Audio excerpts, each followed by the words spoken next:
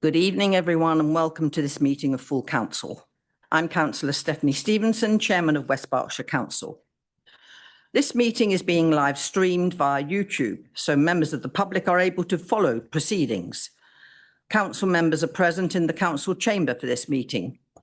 Any members of council who are in attendance remotely will be entitled to speak and ask questions when invited to do so. The officers in attendance are the Chief Executive, Joseph Holmes, the Executive Director for Adult Social Care, Paul Coe, the Executive Director for Children and Family Services, Anne-Marie Dodds, the Service Director for Strategy and Governance, Martin Sargent, and the Interim Service Director for Development and Housing, Laura Callan. Nicola Thomas, the Deputy Monitoring Officer, will be the legal advisor to the meeting. Welcome to any honorary alderman in attendance. Before we start this evening's meeting, I would like to take the opportunity to remind members that we are subject to the Council's Code of Conduct, which requires us to uphold certain standards, including, importantly, respect. Now, I know you hear this every time, but I would like you to listen, please, that members across the chamber may not always agree with one another, but I would ask that in our disagreements, we endeavour to always be respectful of others' views. I would also like to ask that members of the public attending this meeting do not interrupt or speak outside of your designated speaking slots. Also, please refrain from approaching councillors unless you're invited to do so. During the meeting, when a motion's been proposed and seconded, I will ask the Deputy Monitoring Officer to conduct the vote by a show of hands. We move to agenda item 1, apologies for absence. I'll just ask the Deputy Monitoring Officer if there are any apologies for absence have been received. Thank you, Chairman. We've received apologies from Councillor Eric Patterson, Martin Colston, Alan Macro, Jeremy Cottam, Paul Dick, Janine Lewis and Louise Sturgis. We've also received apologies from Honorary Alderman Hilary Cole, Graham Jones, Adrian Edwards, Anthony Stansford, Andrew Rolls, Tony Linden, Rick Jones, Paul Bryant, Graham Bridgman, Molly Locke, Keith Choppin and Graham Pask. Are there any apologies from the floor?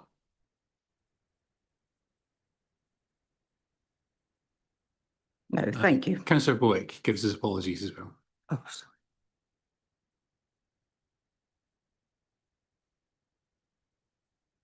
Sorry, thank you.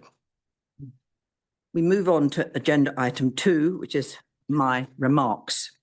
I've attended 17 different events since taking up the position of chairman at annual council, including 2 citizenship ceremonies. Some of the events that I want to specifically highlight are the supported internship graduation ceremony held by the company Amazon in Thiel.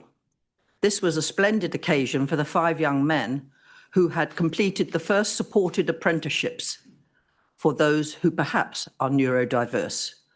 It was a wonderful occasion and the 5 young men really enjoyed it, that their parents and carers were there to see them. The second one I'd like to mention was Learning Disability Week. This included a fair at the Methodist Church in Newbury, organised by the Learning Disability Partnership Board. West Berkshire Council were well represented on stalls and I served the refreshments and Paul Coe is my witness.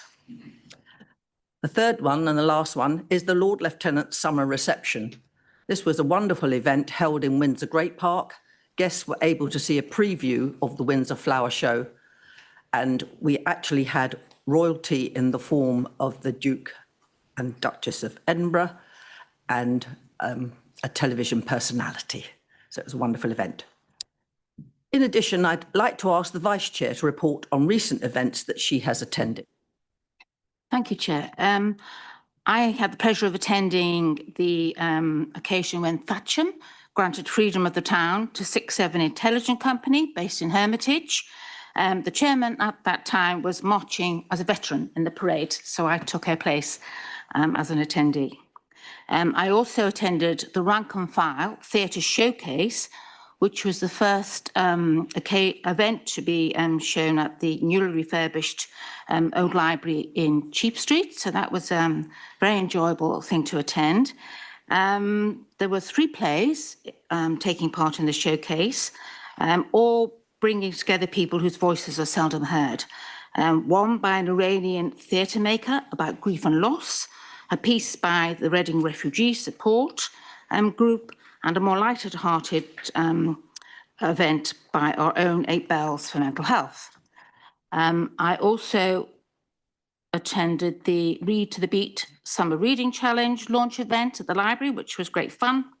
And last but not least, I officially opened the new extension to Castle School along with Councillor Heather Codling, a beautiful facility which provides over 30 new places for our SEND children. Thank you. Thank you, Lou. Councillor Vickers. Before moving on to agenda item 3, I've received notice that the leader, Councillor Jeff Brooks, under Part 3, Section 8.11 of the Constitution, would like to make an announcement of significant importance to this council. As per this section, there is no right of reply or questions permitted after this announcement. Councillor Brooks.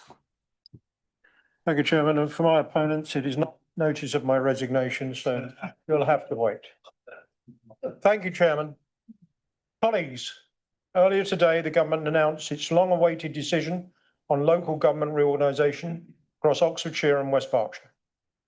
The government has chosen a 3-unitary model and confirmed that a new Ridgeway Council will be established, covering West Berkshire and most of South Oxfordshire and the Vale of White Horse, and that will be from 2028 onwards.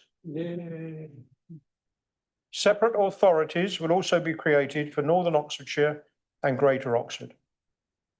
Now, while the government has selected a different overall structure from the one we supported and submitted, which was for 2 unitary councils, a Ridgeway to the south and the rest in Northern Oxfordshire to the north, there is nevertheless much in today's announcement that we very much welcome. Most importantly, the government has recognised the strength of the case for Ridgeway Council. Throughout this process, we argued that placing West Berkshire with South Oxfordshire and Vale of White Horse represented a logical, practical and forward-looking solution. We highlighted the strong links between our communities, our shared economic interests, and the opportunities that will be created by bringing those areas together under a single authority. We were mindful that before 1974, some of those parishes and areas to the north of us were in Berkshire. The government has clearly accepted that central argument. As a result, residents can look forward to becoming a part of a larger, stronger and more resilient council that is well placed to protect frontline services, respond to future demands and attract investment to the area. Although the Ridgeway Council will have a smaller geographic footprint than the one we proposed, this is a very positive outcome for West Berkshire. The reality is that local government faces significant challenges. Demand for services continue to rise. We all know this. Financial pressures remain considerable. Residents rightly expect modern, responsive and efficient services. Ridgeway Council will be much better placed to meet those challenges and seize future opportunities than any small authority acting alone. I'm also pleased to report that the government has rejected a request from Reading Borough Council for a modification order to change the boundary between West Berkshire and Reading. This is an important decision for residents in Tilehurst and Purley, Tidmarsh, Calcott, Holybrook, one that reflects the views repeatedly expressed by local people throughout the consultation process. Those communities will remain together and residents will continue to receive services from the council they identify with and they trust. I'd like to thank everyone involved in the development of the Ridgeway proposal, including members opposite who sat on a policy development group where we discussed this, and I was pleased to have their support. Thank you. The quality of work undertaken by officers here and across multiple councils has been exceptional. Together, they produced a compelling vision for the future and a detailed plan for how these proposals could be delivered successfully. Councillors from all authorities also played a crucial role in helping shape the debate. This has been one of the largest pieces of local government planning our area has undertaken in decades, and work that we did not expect to do. We've done this as well as the day job. Thank you all. Today's decision allows us to move from discussion to delivery. There is much work to be done, and many important decisions will follow over the next 21 months. Our responsibility is to ensure the transition is well managed, that services continue without disruption, and that residents remain informed every step of the way, including, obviously, our staff as well, while we create a new council that reflects the very best of all the organisations coming together. But let me also be clear that this council, West Berkshire Council, which has achieved so much in its 28 years existence, will continue to deliver for our residents. And this administration will continue to drive through change. We will not be marking time, and West Berkshire Council must end on a high, delivering for all our residents right up to May 2028. To our staff, I promise them that they will be at the forefront of our thinking and our plans. Their well-being and their futures will be foremost in all of our planning for their new council. Today is a historic day for this council, for all its staff and for all our residents. We will build a new council, and that council, Ridgeway Council, will do everything we can to make sure that Ridgeway Council is ambitious in everything it does.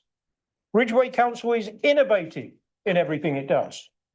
Ridgeway Council is financially strong, and Ridgeway Council delivers excellent services for all of its residents. This is an historic day, and I hope you would join me in congratulating everybody who has achieved this outcome. Thank you.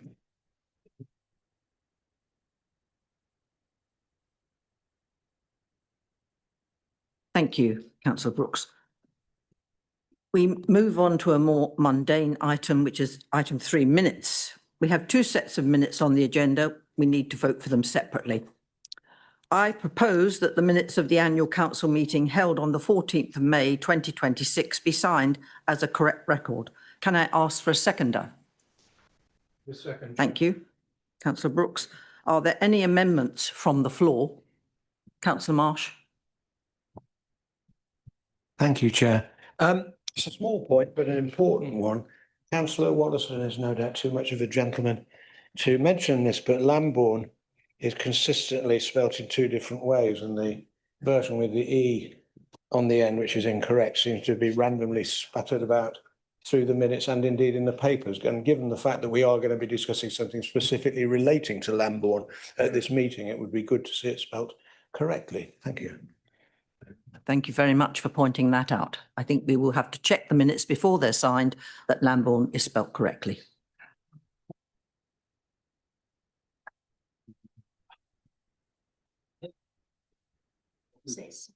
Yes. Subject to any corrections of spellings of the word Lambourne, please could the Deputy Monitoring Officer conduct a vote of show of hands as acceptance of the minutes? Thank you, Chair. All those in favour? Any against? And any abstentions? Thank you, all noted. Thank you. Those have been passed. Thank you. I also propose that the minutes of the extraordinary council meeting held on the 14th of May be signed as a correct record. Can I have a seconder, please? Happy to second, providing there's no referral to Lambourne in it. Happy to second, Chair. Thank you, Councillor Brooks. Are there any amendments from the floor? No, thank you. Would the Deputy Monitoring Officer please conduct a vote by show of hands? Thank you, Chairman. All those in favour? Any against? And any abstentions? Thank you, noted. That's been passed, Chairman. Thank you. Agenda item 4, declarations of interest. I will ask the Deputy Monitoring Officer if there's been any declarations of interest submitted prior to the meeting and if there are any from the floor. Thank you, Chairman. I can confirm that none have been received ahead of today's meeting. Are there any declarations to be taken from the floor? Thank you. Agenda item 5, petitions. May I ask if there are any petitions to be presented to council? None have been received. Are there any to be received from the floor? None, thank you. Thank you very much. We'll move straight on to agenda item 6, which is public questions. I wish first of all to thank the members of the public who have submitted questions. The maximum amount of time allocated for public questions is 30 minutes. If we run out of time, any questions that are yet to be asked will receive written responses following the meeting. The questions will appear on screen and will be answered by the relevant portfolio holder. Questioners will be given the opportunity to ask a supplementary question. This should be to clarify the response provided and must not introduce any new business.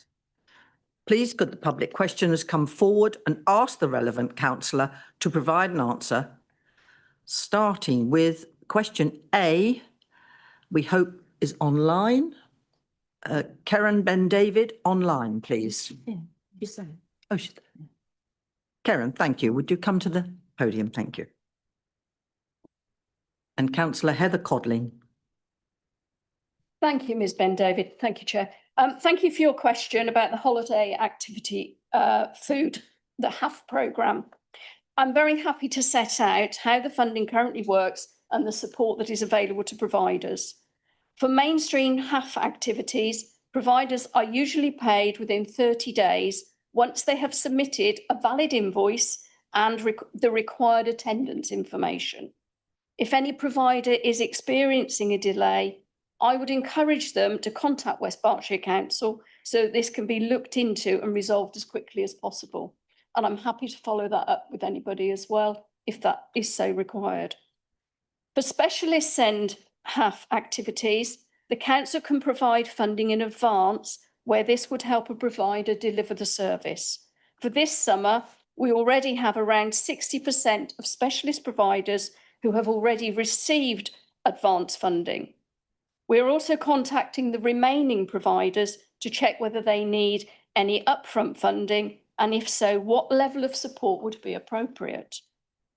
As you know, HAF is fully funded by government. It is mainly for children and young people who are eligible for benefits related free school meals. Some discretionary places are also available through the council's application process, and these are free for families. HAF and short breaks are funded and managed through separate arrangements. Short breaks are currently being recommissioned. However, we are keen to look at ways to improve how the two programmes work alongside each other so that services are efficient, providers feel supported, and children and young people with SEND and their families continue to receive the right support. Do you have a supplementary question? I do, thank you. To build on this momentum, will the council commit to modernising these payment rules well ahead of the Easter and summer 2027 holidays, making it easier for children with more complex needs to get care and helping us set up a central local base to host our specialist holiday providers right here within our borders? Thank you for that. I think I've already said that we are exploring that, and I know that the education team are already looking into that. So yes, we will look at it and we'll do what we can to provide the best possible service within the funding we get from government. Thank you for your question. Thank you.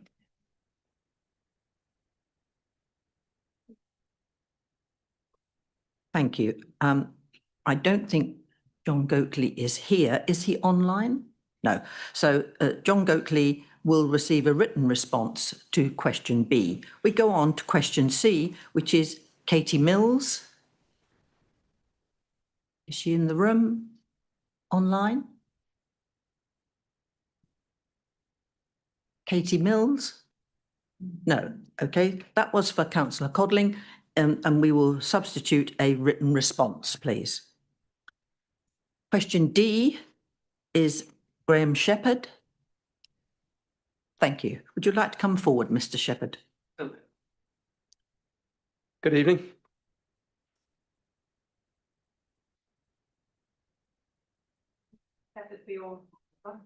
There we go. Thank you, Mr Shepherd, for your question and your petition that you submitted to the council. I understand that your petition was responded by my colleague, Councillor Ian Cottingham, the portfolio holder for finances and resources. Having reviewed the timeline for the consideration of your petition, I understand that your petition was received by the council on the 12th of February, and its receipt was acknowledged by email to yourself on the 19th of February. You next wrote in to the petitions officer on the 2nd of April 2026 to ask who would be responding to your petition, as you wish to write to them in advance of any decision being made. You were advised on the 16th of April that this would be the service lead for finance and strategic assets, a senior officer within the finance and property team. This is the officer who considered your petition in consultation with Councillor Cottingham. The response to your petition was provided in writing on the 27th of May 2026, and this is one of the ways in which the council can respond to any ordinary petition. Petitions are not automatically considered at a council meeting, as was the case with your petition. Therefore, there was no meeting that you could attend in order to make your case. That comes with the petition submission. Forgive me, this is quite long. Your petition did not meet the criteria for petition for debate. You are correct in your statement, though, that the petition was not entered onto the council's website as it should have been. I apologise for the omission, and I have asked officers to ensure that the communication undertaken with the petition organisers is enhanced in line with the frequency outlined within the petition's appendix of the Constitution. However, the petition's appendix has no provision to appeal against decisions made on petitions. In addition, a duplicate or near duplicate of a petition cannot be accepted within a 12-month period. The decision provided to you on the 27th of May 2026 for the reasons outlined in that response therefore stands, and the matter cannot be reconsidered at this time. Do you have a supplementary? Well, thank you for that. Yes, I do. I've studied the Constitution, and at no point does it say that I'm not to be invited. Indeed, the procedure says that I should be invited, I should be informed of the meeting, and I should be given an opportunity. I wasn't. It's an amount, say, to a gross departure from the Constitution entirely, and it's not satisfactory. Mr. Brooks has talked about how he's going to provide a service right up to the end, a first-class service, and be on the ball, and that's none of that. You've not described that in the slightest. So that's really completely unsatisfactory. I ask again, given the fact that you've departed so far from the Constitution, I'm not asking for an appeal. I'm asking you correct your mistakes and hear the petition as you should have done.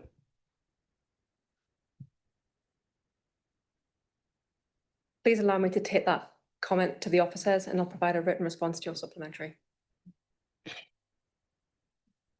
Can I ask, please, that I have a single point of contact, because I've been repeatedly emailing, phoning, trying to contact democratic sorry, Mr. Shepherd, managers, you've had your service supplementary. managers, and I have a single point of contact. Councillor Poole, will you be the single point of contact? Thank you, Chair. Yes, I'm Thank happy you. to be single point of contact. That's your answer. Thank you, Mr. Shepherd.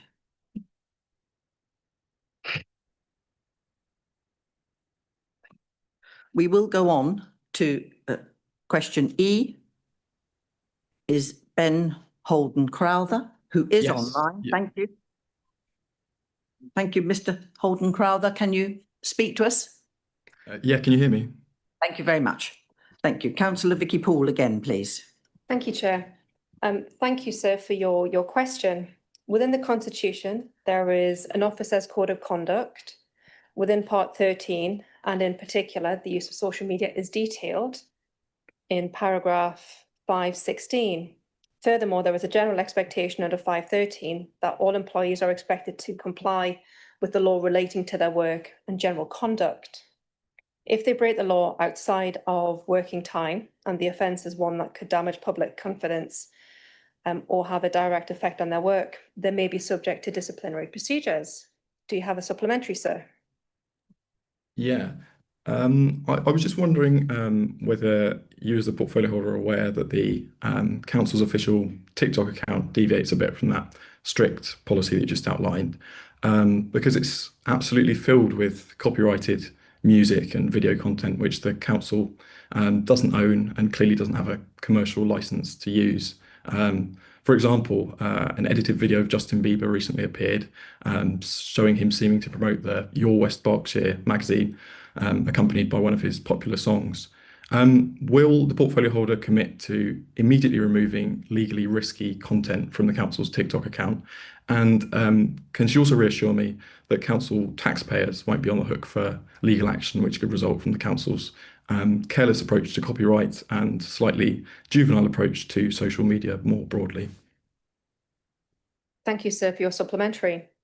I am aware that some videos do have, some videos or music in general can be added to videos that are shared publicly. And I am aware that there are restrictions around the duration of songs that can be shared online. I'll take away your comments. I personally don't use TikTok, but I will take that away and speak to the relevant officers within the council.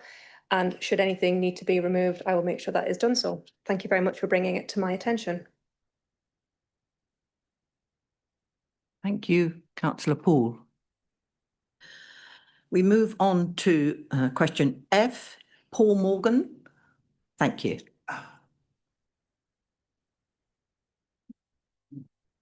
Good evening, Paul. Good evening.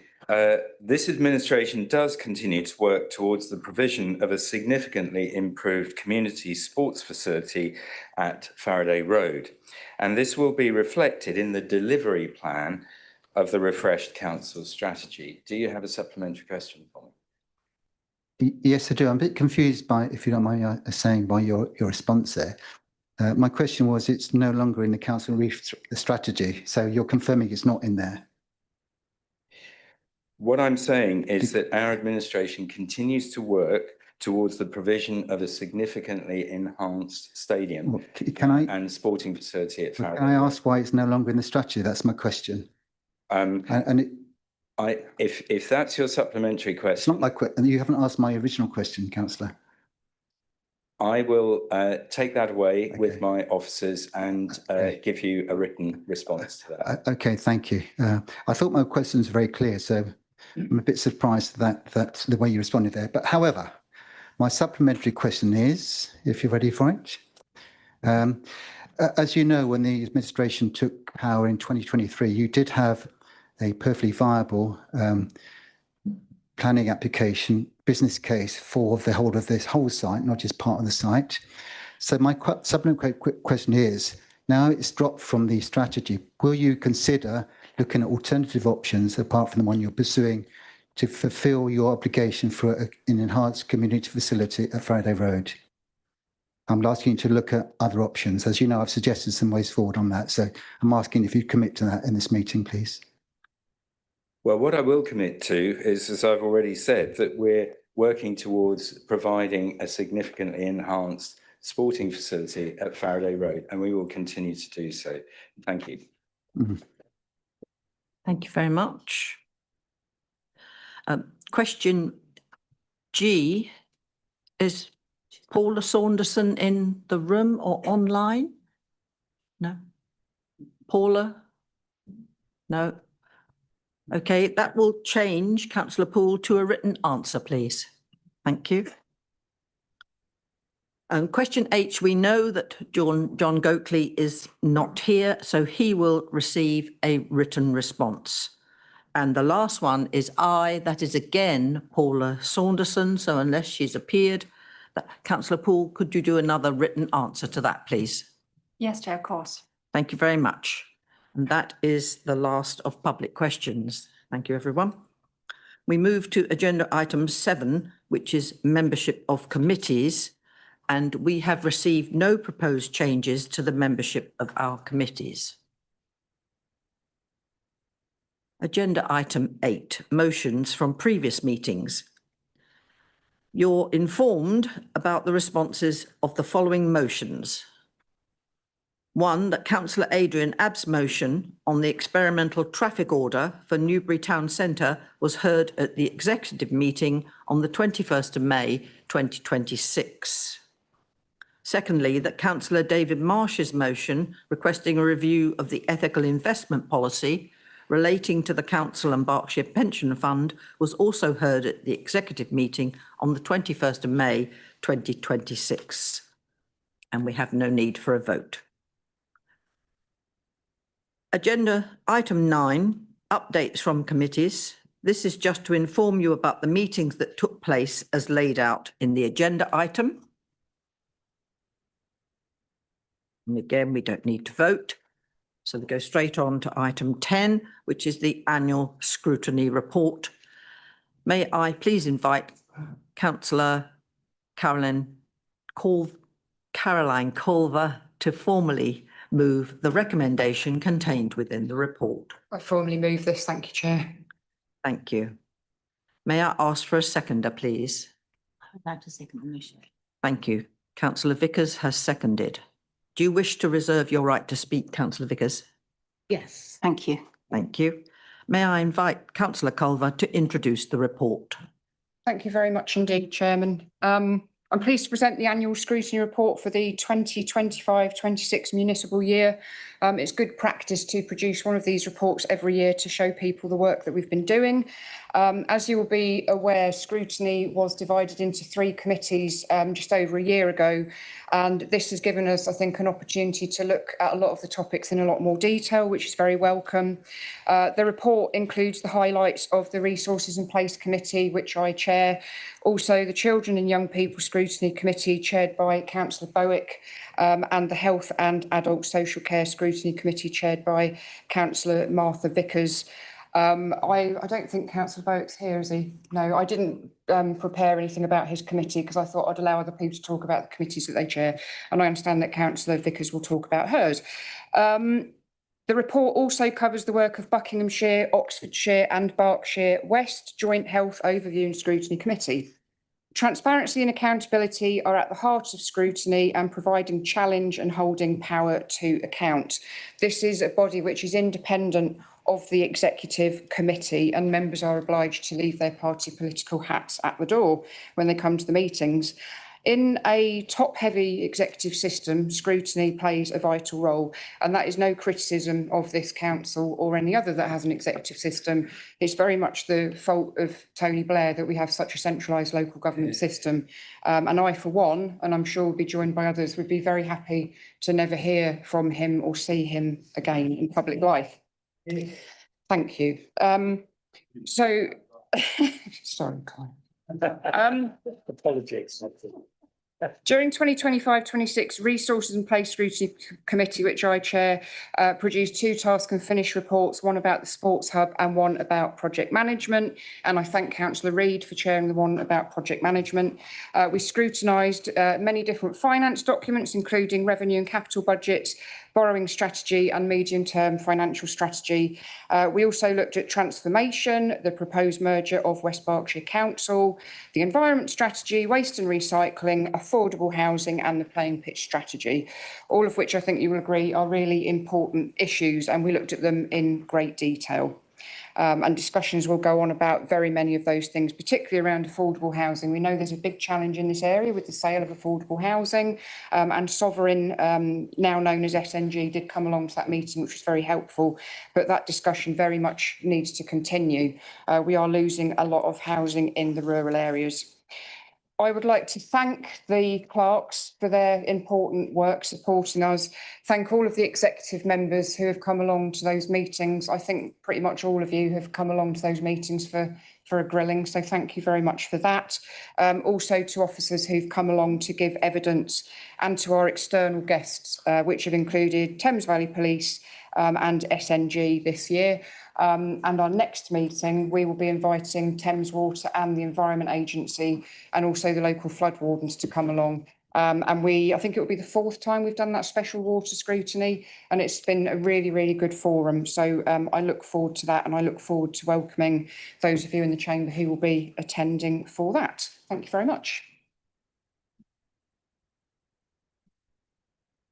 Thank you very much. The seconder has reserved her right, so I now open the debate to the floor. Councillor Codling. Thank you, Chair. In the absence of Councillor Bowick, I just want to say thank you for his chairing of the children's scrutiny. There's been some really interesting debates during there, and I also welcome the 2 young people that have been co-opted to that scrutiny committee. They have some really insightful questions, and they've been really helpful in actually bringing out some of our understanding about, you know, their views. But it's been really good to bring the children's stuff, affairs, whether it's SEN or whatever it is, education, our social services. It's been really useful to bring it forward. So thank you. Thank you very much. Thank you. Oh, was it? Oh, yes. Oh, Councillor Clark. Thank you. Speaking as Executive Portfolio Holder for Adult Social Care and Public Health, I know our teams perform an incredible job against the legal requirements that they have, often going beyond what is required to provide an excellent service.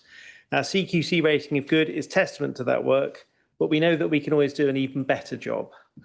And we should be critical of our success and look carefully or scrutinise not only what we have done, but to learn from it so that we can make improvements. The Scrutiny Committee does an impressive and lively job of this, working since May 2025 with both our adult social care and public health teams and the NHS service providers and commissioners. So I'd like to thank all involved. Thank you very much. Anyone else? Thank you. Councillor McKinnon. Thank you very much, Chairman. In May 2023, Lee Dillon, formerly of this parish, stood up and was taking his place as leader of the council, and he said, "We welcome scrutiny as an administration, the principle of scrutiny."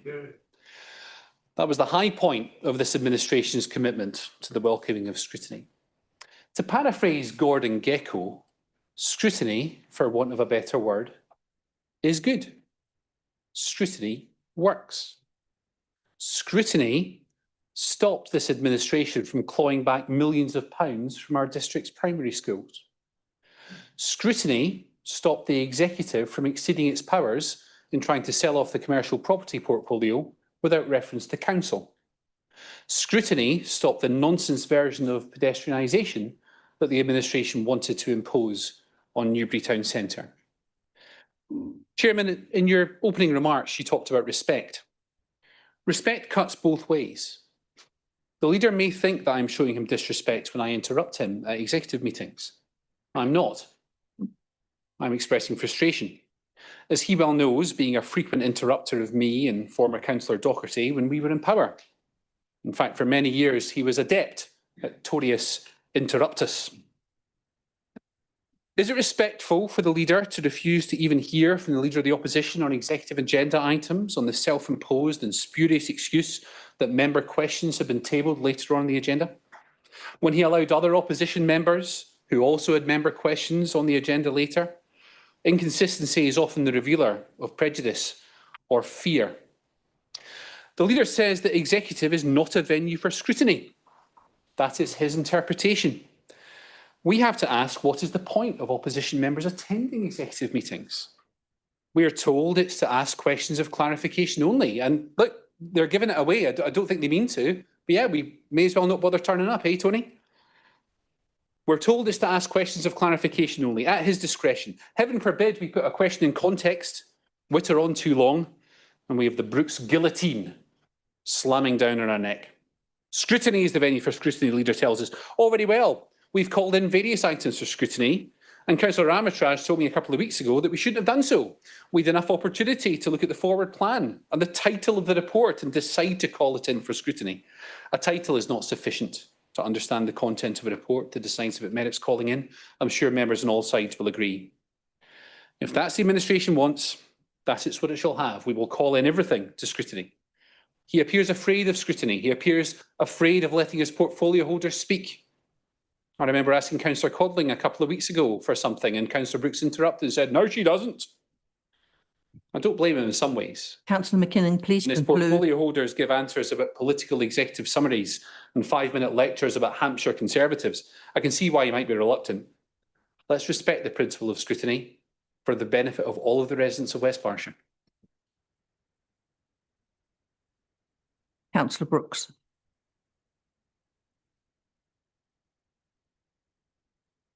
Councillor McKinnon has 6 questions down later that he will get answers to at the appropriate time. I would just like to remind members on scrutiny that it was this council, this administration, that brought in opposition leaders, opposition members, chairing 2 of the 3 scrutiny committees. 2 of the 3. We brought that in. Councillor McKinnon, please don't interrupt.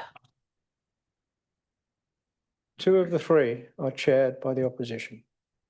There is an extra scrutiny committee here. Didn't exist before. Children, young people. We don't fear scrutiny. And I'm grateful to you, Caroline Culver, for all the work you do. You drive me bonkers sometimes. But when you talk about, we come in and you give us a grilling, you're right. And you're right to do so. And the bloviation of some other members opposite is of no consequence here, really. When you talk about scrutiny, and there are 3 scrutiny committees, and 2 of them are run by members of the opposition. In 18 years of Conservative control of this council, they always chaired the scrutiny committees. And never once did they vote against themselves in a scrutiny meeting when we called something in. Not once in 18 years. As yours. You see, Chairman, this is what we get time and time again in the executive meeting. And he loves it. He's enjoying it. You can see it. It's all part of a game to him. But actually what I'm looking for from him is a coherent opposition with policies that they would introduce instead of just sitting there and saying, you won't let me answer a question. I'll answer your questions later. And as for calling in everything, go ahead. It will not be up to me whether they're taken. It will be up to the chairman of the scrutiny committees. And you will have to have reasons, sir, because the Constitution suggests and says you should. This is a good scrutiny process here. It's a hell of a lot better than it was for 18 years of Conservative rule. Need I say any more? No. May I raise a point of order, Chairman? In the House of Commons a couple of days ago, there was a big round of applause for, I think, the Prime Minister as he was exiting. And the Speaker, quite rightly, told off the members for clapping. I think he said like braying seals. I think we should do well to remember that in this chamber. We don't clap, we have some decorum. Well, agreed, Councillor McKinnon, but I think perhaps interrupting is also not decorous. Point of order. Nice point, Chairman. I don't think that was a point of order. No. And I think it's important that when you say point of order, that it is a point of order, Chairman, what constitutional point you're making to bring in your point of order, because that wasn't a point of order. I have a point of order, Chairman. Thank you. Councillor Brooks's point of order was not a point of order. He did not reference any paragraph in the Constitution. Can we just remind ourselves we're being recorded and that members of the public are online and listening to this? We do not want to descend to look like the House of Commons. Thank you. Any more from the floor? Otherwise, I'm going to ask the seconder, Councillor Vickers, to speak. Thank you. Thank you, Chairman. I would like to endorse and second the comments of Councillor Culver, and again, obviously, thank her for her work on scrutiny, and also thank Councillor Burke, unfortunately, is not here, because it would have been interesting to hear his comments. As Councillor Codling said, there's a lot of good work has been going on in children's scrutiny. The report has given a very comprehensive picture of the importance of scrutiny to the role of this council. And if members haven't had a chance to read it, please do read it thoroughly, because it gives you a very good explanation of what scrutiny is about and also what's been happening on all the committees. As Councillor Culver said, the establishment of 3 committees by this council means that more attention can be given to each of the areas. In my own committee, Health and Adult Social Care Scrutiny, we value the relationships we've managed to develop with our NHS partners and public health and hope that they see us as critical friends. I'd like to personally thank Vicky Phoenix, the officer who supports this committee, Health and Adult Social Care, for her hard work and commitment to her role.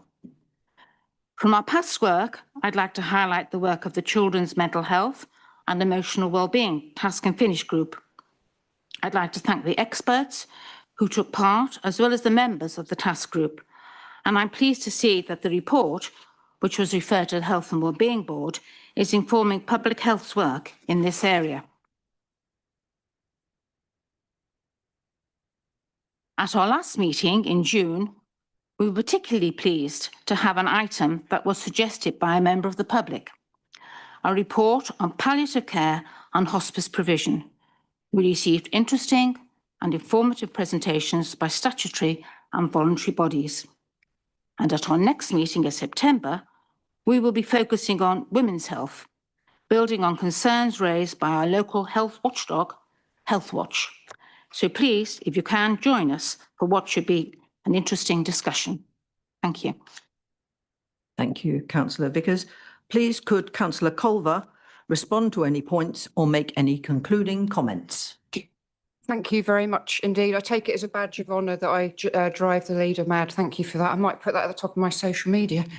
Thank you everyone for your comments. And again, thank you to everyone who's been involved in scrutiny. Looking forward, I think the issue about the call-ins, obviously we do try to organise our work programme in advance, looking at the executive programme. It doesn't always necessarily include a lot of information, so we reserve the right to call in once we've actually seen the paper. And I think that's the difference. If it's only like a 2 or 3 word item on a forward plan, we don't have all the details. So I think, you know, we're just going to have to work our way through that process, I think. I think sometimes scrutiny meetings are too close to executive meetings. So we often are in a situation where we have the scrutiny meeting when the executive papers have already been published. And I think maybe we need to try and find a way of having a longer amount of time, because obviously we and the members of the public want to see that our recommendations have been considered before the executive meeting happens and the decision is made. Otherwise, I think people might say, well, it's only 48 hours. I don't think it's really been taken into account. So let's see if we can do something around that. I think we can also use scrutiny as a way of testing out some ideas. So if the administration have got ideas and they think we're not really sure how that will play out, we do have the ability to look at those ideas and test them out before an administration commits to doing them. So I think we can be a bit more creative with that process. I think we should probably be, from the committee's point of view that I chair, a bit more involved in the budget making process throughout the year. That is best practice according to Centre for Governance and Scrutiny and the LGA. I recognise that an administration is not going to want to show its hand early when it comes to a budget, but if there is a way that we can work together on the budget making process, particularly when we're in a situation where we've got EFS, we've had a very poor local government settlement in this area, we all need to pull together on that challenge. I think we also need clarity on motions. So we had a motion on Swift Bricks that was delegated to us to look at before it went back to executive.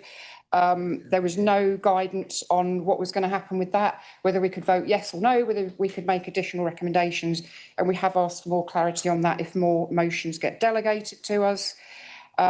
We also need to be better at tracking how executive recommendation, the ones that we have proposed and have been accepted, whether or not those then get implemented. If scrutiny is going to be effective, we need to do everything from A to Z. So do the recommendations, the executive can decide what they want to recommend, but then a year or two later, have those things actually happened? And if they haven't, why haven't they happened? So I think we need to get better at that. And my final point would be, we have suspended standing orders a few times this year to allow members of the public to speak. I think perhaps the new council would be an opportunity when we draft a new constitution to look at whether we should have public questions.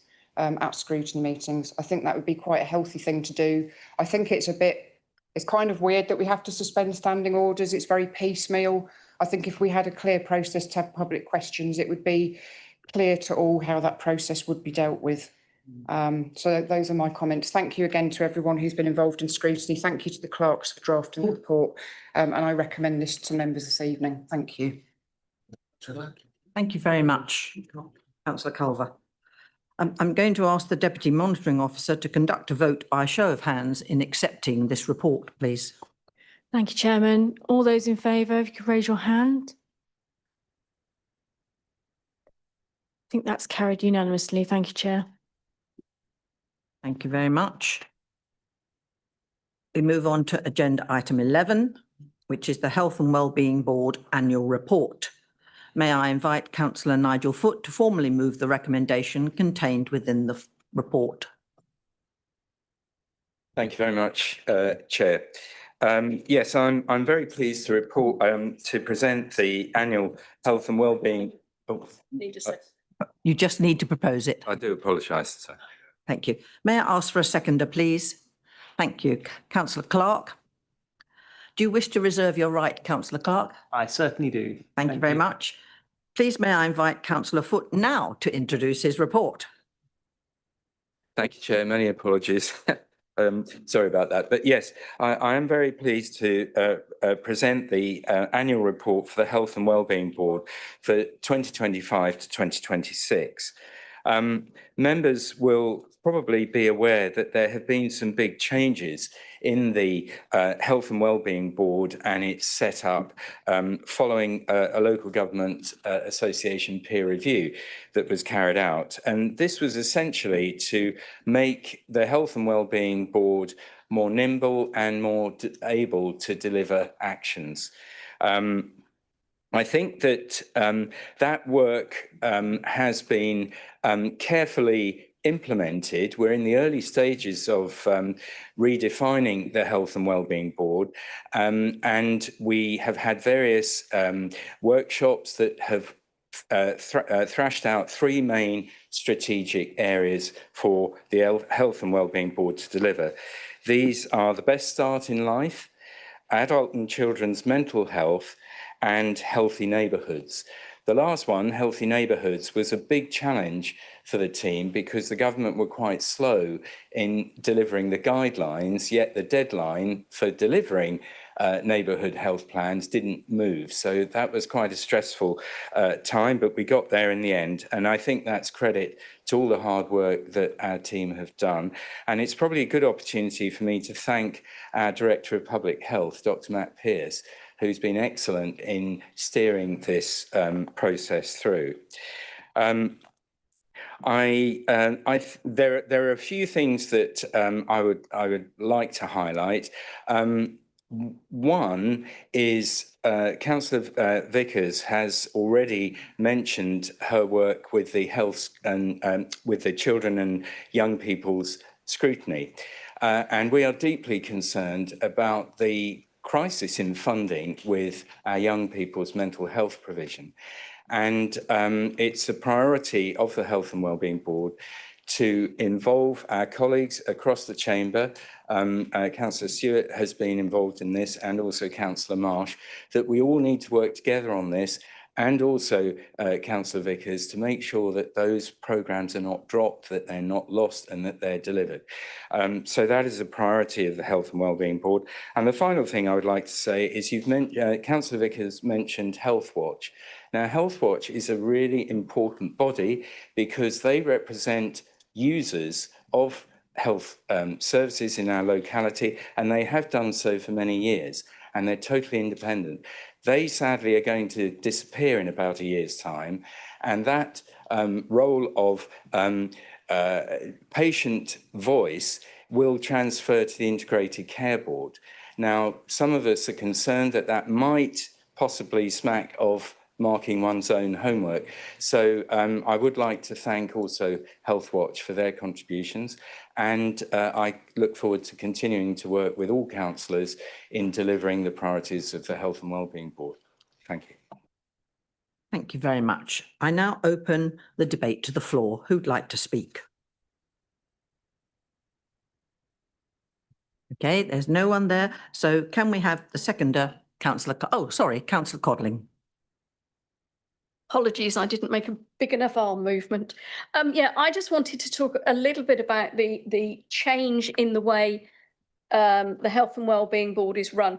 When I first sat on it, it was very much we received reports from various departments and also from outside, and we actually didn't seem to do an awful lot. And I think the world has changed an awful lot. So we did have the peer review and we moved on a long way. And I actually think the Health and Wellbeing Board is quite almost another scrutiny area. It's quite effective at holding other teams to account, but also moving on the arguments around public health.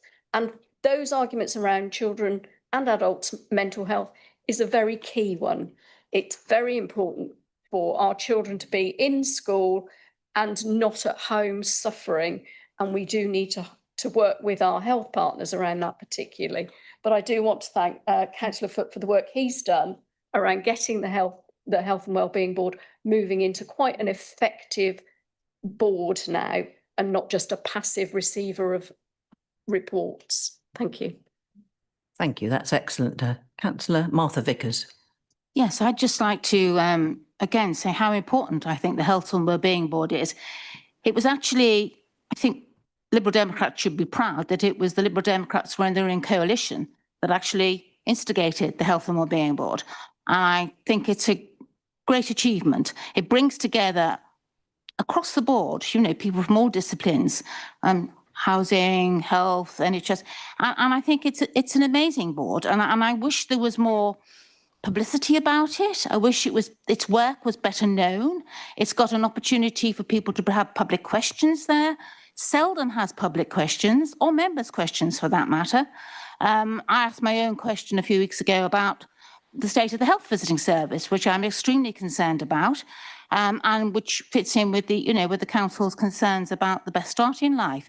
So it's extremely important, and I just hope we can publicise it a little bit more and get the public taking more interest in it and challenging it a bit more, and also members too, finding out a bit more about what goes on this board, which actually governs all of our lives from cradle to grave to some extent, and happy to work along with it and to scrutinise some of the things that come to the Health and Wellbeing Board. Thank you.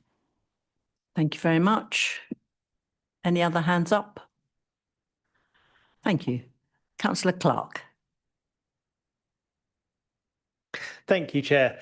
I think a lot of what I was going to say has already been said. Under Councillor Foote's chairmanship, the Health and Wellbeing Board has been through a transformational process, responding to the changes in the government's 10-year health plan, and making the board meetings a much more dynamic experience. Meetings of the Health and Wellbeing Board serve an excellent opportunity to make links with the complex network of health professionals and partner organisations, as well as to ask questions of the different organisations responsible for looking out for the public in West Berkshire. It allows us to drive forward the strategies for improving the health offering of the council. As Councillor Foote mentioned, the Director of Public Health's annual report is certainly worth a read. And we look forward to reading this year's report. Also of note are our needs assessments, which provide an excellent context for care provision in West Berkshire. I encourage everyone to read this report to get an understanding of how West Berkshire Council is meeting its health and wellbeing requirements, and that demonstrate the effectiveness of the Health and Wellbeing Board. So thank you. Thank you very much. Councillor Foote, would you like to respond to any points and make your concluding remarks? Well, no, I don't really have anything more to say, Chair, but just to thank everybody for their contributions. And I think Councillor Vickers has summed it up, that we need the input and we want the input, because that's how we can get a sense of what our community needs. So thank you, Chair. Thank you very much. I'm going to ask the Deputy Monitoring Officer to conduct a vote by a show of hands in accepting this report, please. Thank you, Chairman. If I could have a show of hands for all those in favour. Any against? And any abstentions? Thank you. I can confirm that that's been carried. Thank you. Agenda item 12, the Monitoring Officer's Annual Report 25 to 26 and Governance Statement. May I invite Councillor Jeff Brooks to formally move the recommendation contained within the report? I think the portfolio holder is mentioned in the report is ready to introduce this. Is that correct, Councillor Paul? Yes, Leader, that is right. And I'll second it, if you don't mind, Chair. Thank you. So we have Councillor Poole as the proposer and Councillor Brooks as the seconder. Councillor Brooks, do you want to reserve your right to speak?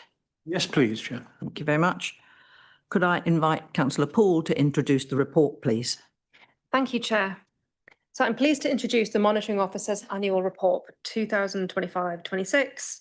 The report provides an overview of standards and conduct across the district and highlights the work undertaken by Governance Committee during its final year before its functions were transferred to the new Audit and Risk Committee and the Personnel and Standards Committee. Overall, the report demonstrates that standards of conduct amongst councillors in West Berkshire remain high. During the year, 17 standards complaints were received, the majority of which resulted in no further action being taken or were resolved informally. While there has been an increase in complaints relating to parish councillors, standards among district councillors continue to be very good.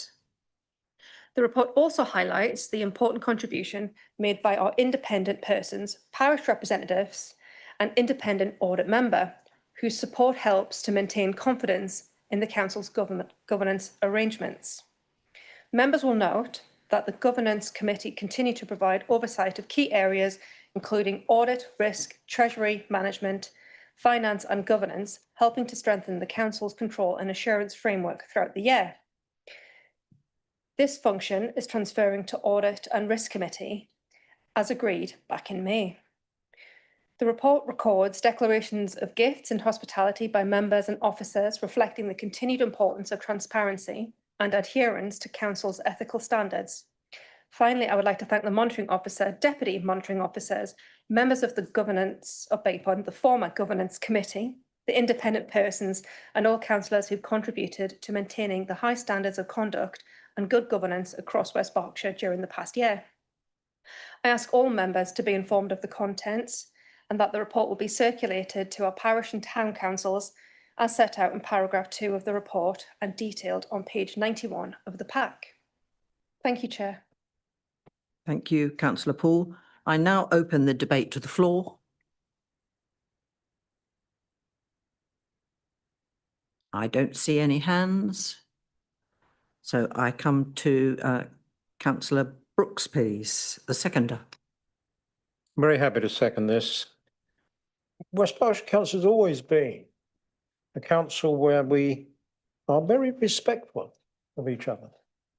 There are councils up and down the country who are constantly at odds with really bad tempers in chambers, lots of complaints, and we don't suffer from that. And long may it last. Long may it last, members. When you look at the table in 5.24, district councillors, the complaints that were received, whatever happened to them, which is in the report as well, 6 in 23-24, 9 in 24-25, 7 in 25-26. You will notice a little bit of a spike in 21-22 at 20, 22-23 at 16. You do tend to get a little bit of a spike in the run-up to an election. I rather hope that doesn't happen here. But I rather hope also that as we spat across the chamber, we remember that we're all here to do a good job for our residents. We come at it perhaps from different angles, but we don't wake up in the morning and decide I'll be a councillor so I can do a bad job for residents. It's ridiculous. And here we have a lot of councillors, including a lot of parish councillors. We have 64 parishes having a minimum of complaints and for a long protracted period. I really do hope it lasts. I'd hate us to turn into Complaintsville where we complain at the drop of a hat. I'd rather go down the pub afterwards and have a bit of a ding dong and an arm wrestle and move on. Let's hope we can do that and keep to that.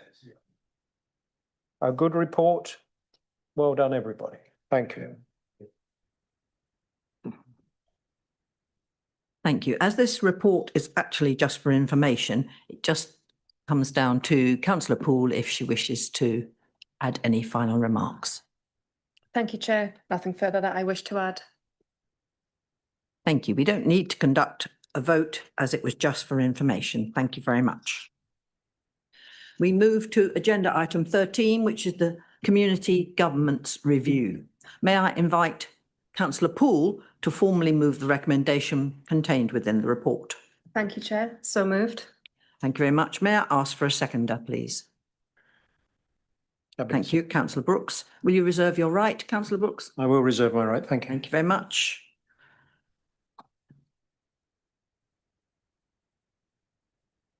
Could Councillor Poole propose the report, please? Thank you. Chair, shall I introduce? Yes? Yes, please. Yes. Thank you, Chair. Right. Chair, members, I am presenting this report to seek Council's approval to commence community governance reviews for Lambourne and Shoreham Donington Parish Council. The reviews follow formal requests received from both parish councils. Lambourne Parish has asked the council to consider reducing the number of parish councillors to better reflect the current circumstances and improve its ability to recruit and retain new members. Shoreham Donington Parish Council has requested that the number of parish councillors be reviewed in light of population growth and recent development within the parish. A community governance review is a statutory process undertaken by the principal authority, which is West Berkshire Council in this case. Whilst the parish councils have requested a review, it is not a formal petition from the electors of the area. However, the principal authority can, of its own choice, commence with a review, which is the position here. The purpose of a review is to ensure that parish governance arrangements remain effective, convenient, and reflective of the identities and interests of local communities. The review process includes consultation with electors, parish councils, and other interested stakeholders before any recommendations are brought back to the council for consideration. At this stage, no decisions are being taken on the future number of parish councillors or any changes to parish governance arrangements.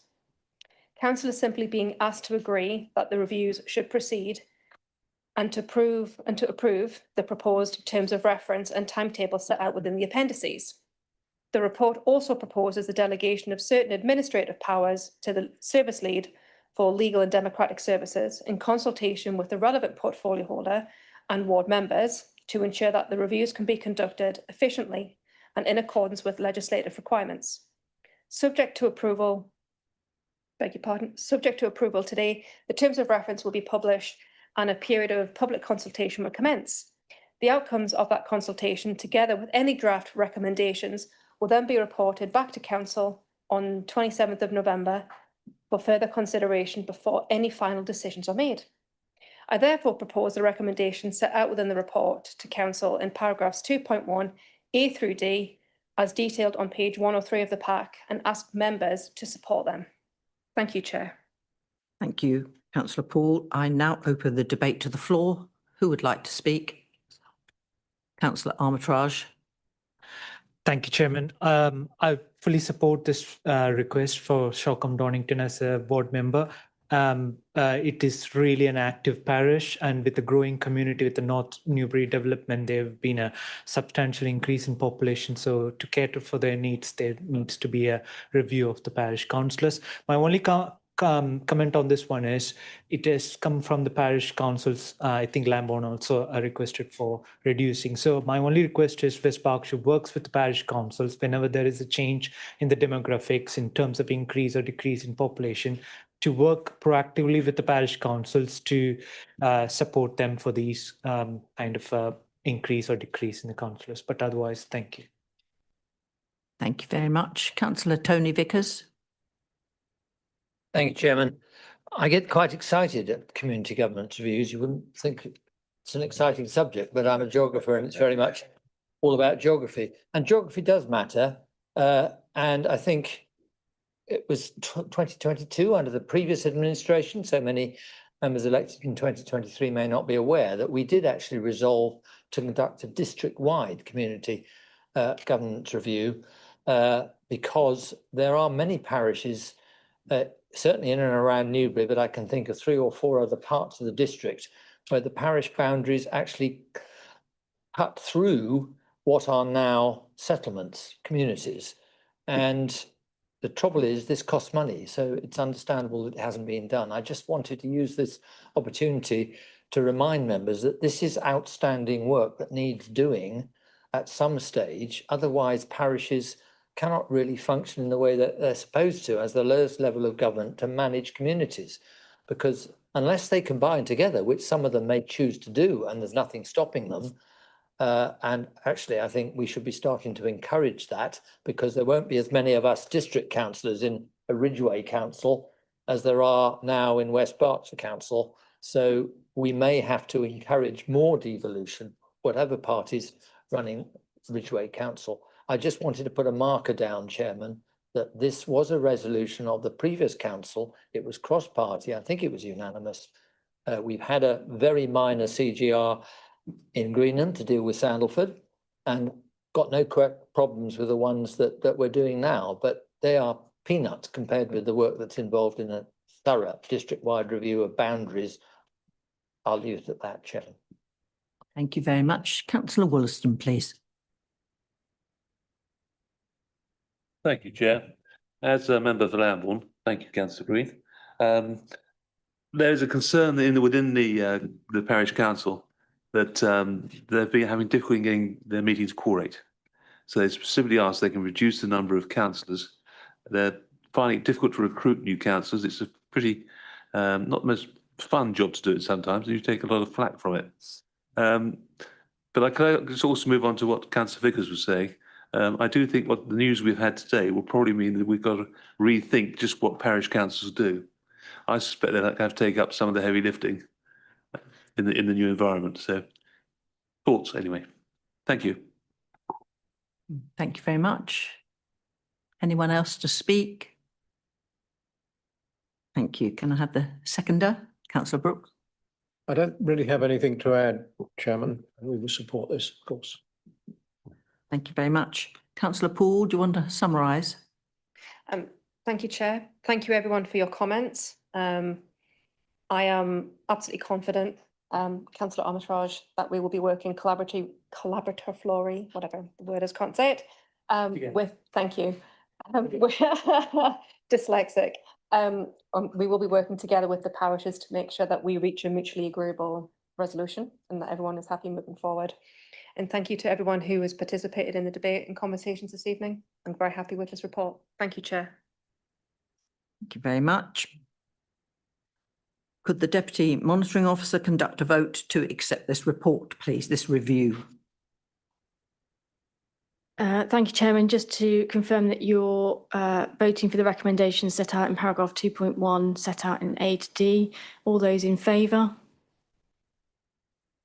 Any against? And any abstentions? Thank you. I can confirm that that's been carried. Thank you very much. We move on to agenda item 14. Constitution changes. May I ask who is going to propose this? Councillor Poole, thank you very much. Can I ask who's going to second this? Councillor Brooks, thank you very much. Do you reserve your right? Thank you. Thank you. Councillor Poole, will you please introduce the report? Thank you, Chair. Chairman, members, I'm pleased to introduce this report, which asks Council to approve a number of proposed amendments to the Council's constitution as part of the ongoing working group by the Constitution Review Task Group. The Constitution Review Task Group was established to ensure that the Constitution remains up-to-date, accessible, clear and fit for purpose, and this document brings together a significant piece of work. The changes proposed in this report support good governance by ensuring that decision-making arrangements reflect current senior management structures, operational requirements, and existing practice.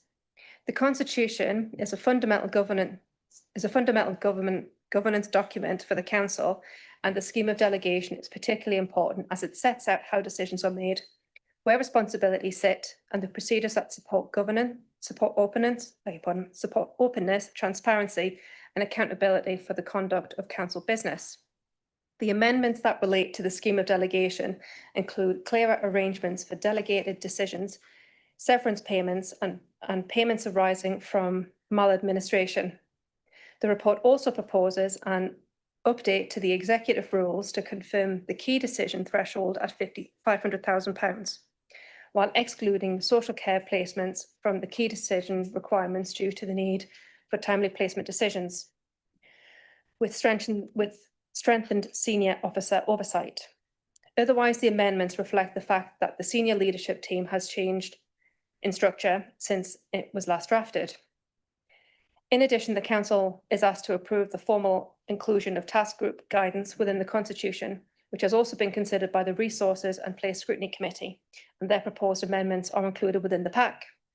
There are also some minor amendments to remove the Health and Wellbeing Board sub-bodies that have either been dissolved or no longer meet in public, and an amendment to the Audit and Risk Committee's terms of reference so that it may consider and make recommendations to Council on proposed constitutional changes. These amendments are practical and proportionate. They are intended to improve clarity, support effective decision-making, and ensure the Constitution continues to reflect how the Council operates in practice. For those reasons, Chair, I ask the recommendations set out in paragraph 2.1 of the report to Council and detailed on page 143 of the pack to be supported across the Chamber by members. Thank you, Chair. Thank you very much. I now open the debate to the floor. Councillor Culver, thank you. Thank you very much, Chairman. I was just going to make a couple of comments on the task and finish group guidance that we put together. So this followed on from the Sports Hub task and finish group. We agreed we needed some updated guidance. We have established that it is the right of a task and finish group to change the list of witnesses that it wants to call now. So that's got we've got clarity on that, because I know there was some controversy around that with the Sports Hub. And just to mention, if you're wondering why we've taken out the recommendation that we have smart targets, one would think having a smart target is a good recommendation to have because it's very clear, but we didn't think it's the role of scrutiny to tell the executive exactly what to do within which time frame and which person should do it, because we don't want to get into a situation where one would say, well, that's unrealistic, we're not going to do it that way. We want there to be flexibility. So we want to be able to make a recommendation, but it's for executive to decide who does it and when. So hopefully that makes sense to members. Thank you.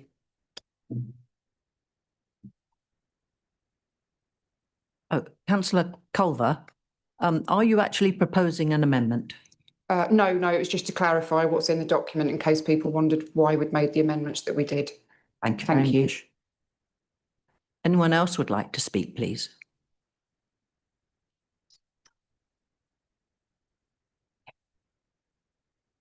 Councillor Culver, sorry, could I just have a point of clarification? The task group guidance that's proposed by this council is the one that's unamended.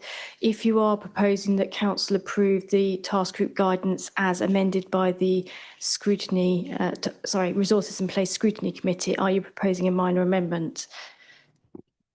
Okay, sorry, I wasn't aware that that was going to be how it was dealt with, but yes, I would like to propose that those changes are incorporated. Those were agreed at the last meeting that we had. Thank you.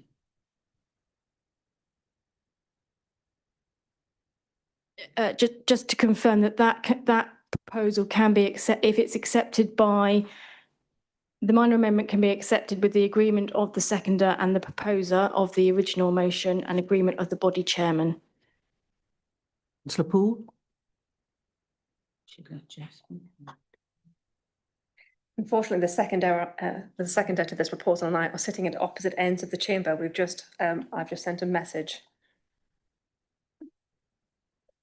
Yes, thank you, Chair. We are in agreement. Thank you, Councillor Culver. We do agree to your changes. Councillor Brooks, seconder. Thank you. That you see is joined up leadership. That is joined up administration.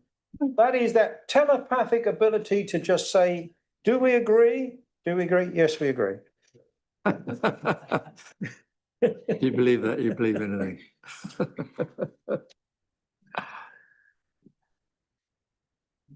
So that's been accepted, and now it's back to the seconder to speak. Thank you, Chairman.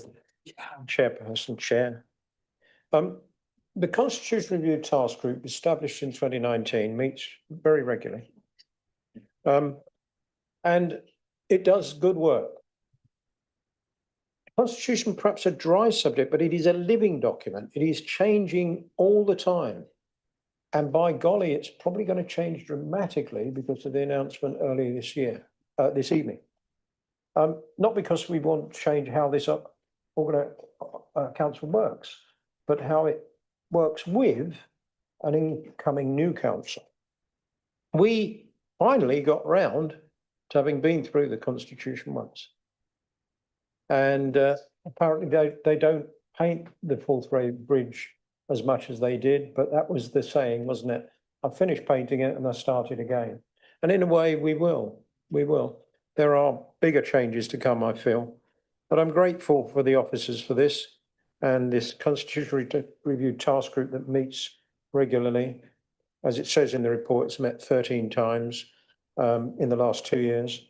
So it's a regular process of evolution of the document. And I'm grateful to members, the bodies this has been through. It doesn't just go through Constitutional Review Task Group, it goes to the Governance Committee. What's it called now? Standards and Governance Committee. Personnel and Standards. Oh, come on, let's get it right. Let's get it right for the record. Personnel Standards and Governance. I'm there. I got there. It goes Audit through risk. as well. And in fact, it did go through very recently, obviously.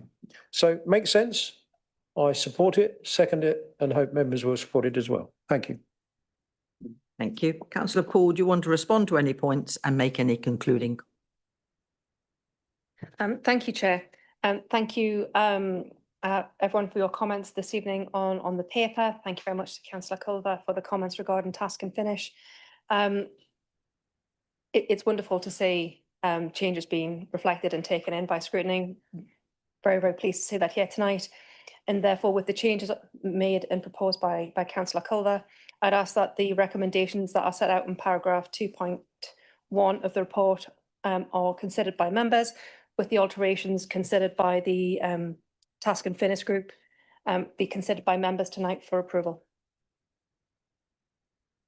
Thank you. I'm going to ask the Deputy Monitoring Officer to conduct a vote by a show of hands.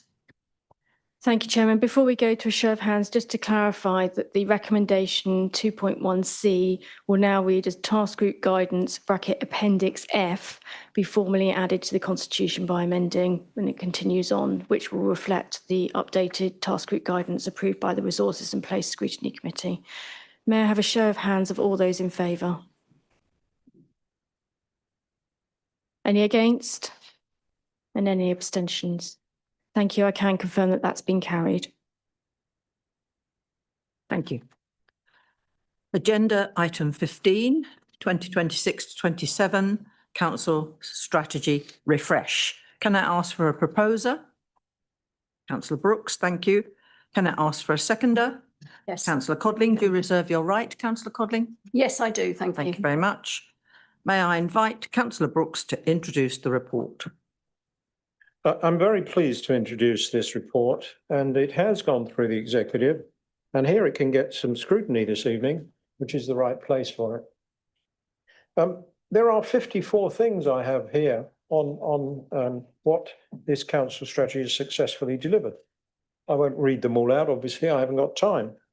But for instance, introducing a demand responsive bus service, implementing a simplified job application process, an employee value proposition, improving the quality of people who apply to come to the authority, the number who apply, the retention rate thereof, returning Faraday Road football ground to a bookable grass pitch, reviewing the community infrastructure levy customer journey and putting right a wrong, refurbishing both the Northcroft Leisure Centre, the Kennet Leisure Centre, adopting a new pothole strategy, taking them down from 50 millimetres in depth to 40 millimetres, and so that more potholes were fixed.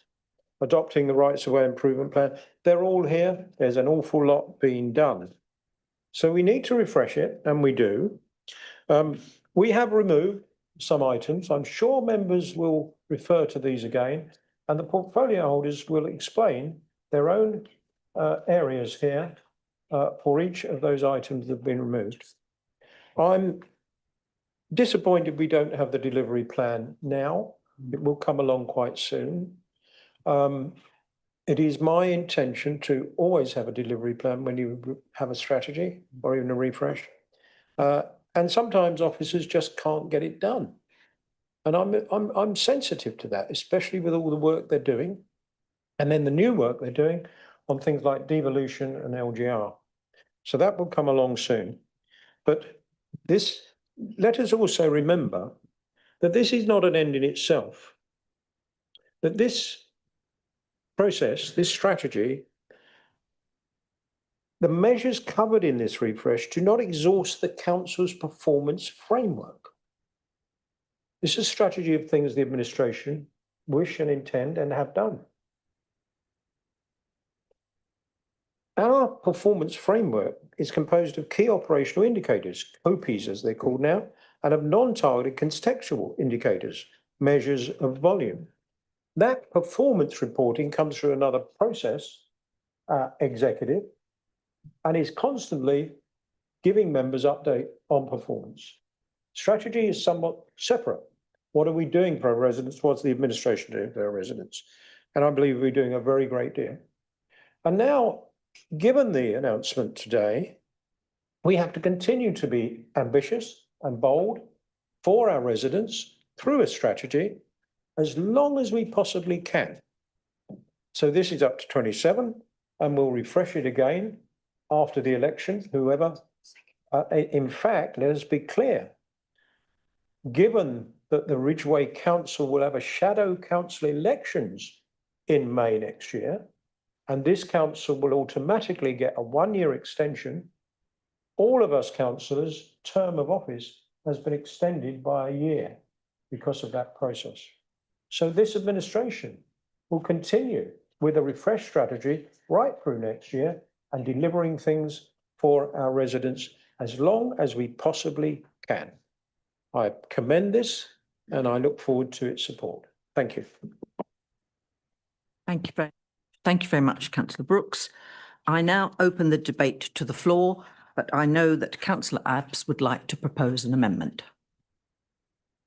Thank you very much. I wasn't quite sure whether you want me to do the amendment now or go through the questions first, which lead to explanation of why the amendment is important. It's up to you, Councillor. It's up to me? Okay, well, let me try and get it all done in one go. Is the clock going or have I just got no time? No time. Oh, finished. Right, fine.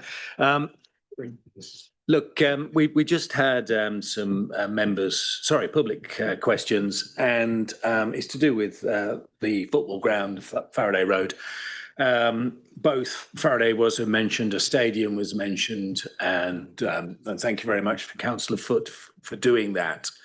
The amendment it's an insertion amendment that I'm hoping that we'll go for this evening is simply to say that Appendix A be amended to include, under a prosperous and resilient West Berkshire, the measure report to council on the deliverability, timescale and funding options for a new community sports stadium at Faraday Road. It doesn't ask us to spend any money, it's just asking for a measure and to report back. And given that the portfolio holder said, well, that's coming along anyway, I'm hoping there's not too much controversy there.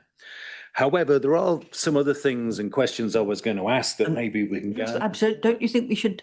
Well, it's up to you. I wanted to get the questions out so you had some background. Okay, but the thing is, I need a seconder. Have you got a seconder? Sorry to apologise. Yes, please. Could we have a seconder? I'm happy to second this, Chair. Thank you, Councillor Marsh. We ask if anyone would like to speak to this amendment. Councillor Brooks. I'm not sure what you're so worried about. Time and time again, we commit to deliver that facility, not just in this chamber, but to the Newbury Football Community Group, which Nigel Foote We did it again this week, did we not? When we met them. So if you want it in, you can have it in, but frankly, it doesn't achieve anything. You're just throwing stuff in, which we've committed to time and time and time again. Yes is the answer. Thank you. Councillor Brooks. Anyone else? Thank you. I will speak at that point, Chairman. I just wanted to say that I think Councillor Abbs has put a lot of thought into this motion, and he didn't deserve the derisory response that he just had from the Leader of the Opposition after we've just heard about respect. I disagree by all means, but let's treat each other nicely. Thank you. Councillor McKinnon. Did I say opposition? Yeah. Sorry. You did. I'm 9 months too early. Oh, thank you, Councillor McKinnon. Councillor Marsh, and then we'll go back to Councillor Abbs. But we're still talking about the amendment rather than. I think we are still talking about the amendment, please. I'll sit down here. Thank you. Councillor Abbs.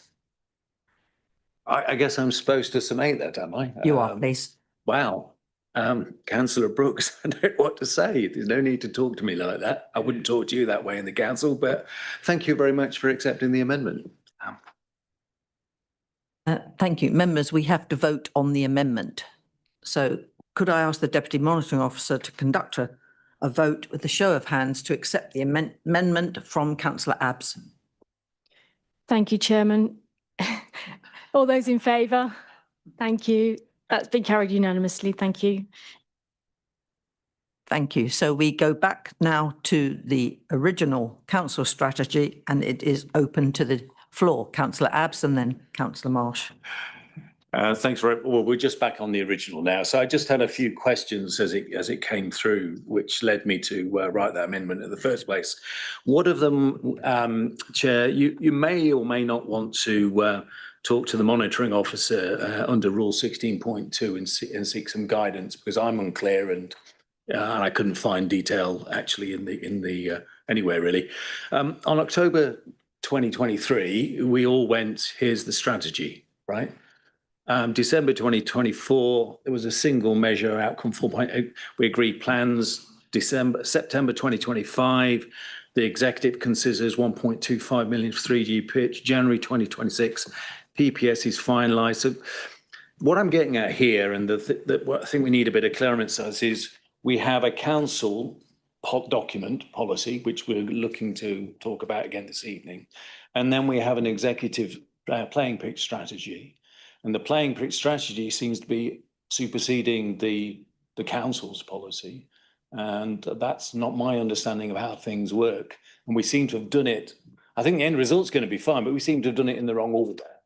And the question is, and for clarification is, how is it possible to do things in this order, given that council is the owner of the document and it's now we're being asked to tick it off as a fait accompli here at this meeting when it's already too late? I've got some other, I've got more time, sorry, more questions, sorry about that. So that was kind of the one that really got me surprised. The other one is, can I get some key, key decisions? That's any contract with a value in excess of £500,000 should be deemed a key decision. The 3G pitch is 1.25. So will the leader confirm it comes forward as a key decision, forward plan, 28 clear days, published report, and not as an implementation of an approved budget under paragraph 741? And the other thing that caught me slightly was, Graiseley is mentioned as in quite some detail in a clear explanation, strike through as to why it's kind of being looked at again. The canal sheet piling was likewise struck through and explained.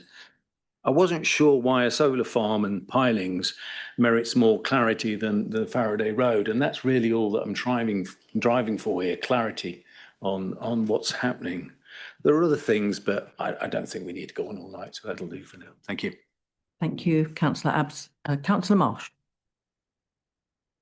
Thank you, Chair. I don't dispute for a moment what Councillor Brooks says about the good things that are in this, but I have to say overall I was quite disappointed by this report.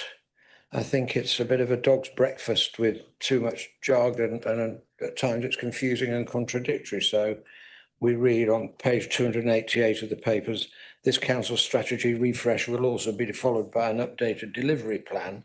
And on the very next page, it says, we'll produce a council strategy delivery plan refresh for review by members, and that's been removed because it's been delivered, and I think that's confusing for members, never mind members of the public. We're told that we're going to develop a delivery plan for Newbury Town Centre from the master plan, and that's been removed because it's been successfully delivered. But you've just announced a couple of weeks ago that actually you're going to refresh the Newbury Town Centre master plan. So it hasn't been successfully delivered. I think that's confusing. More specifically, it's really disappointing to see how watered down the tackling climate and ecological emergency section of the strategy is. So it seems to me that specific targets, so to quote, the number of schemes for residents to install solar panels and other clean energy systems, it's very specific. It's removed and replaced by the very vague measure captured with the broader measure relating to district-wide initiatives that support local carbon reduction activity. So you're replacing a specific project or idea with just a load of waffle, really.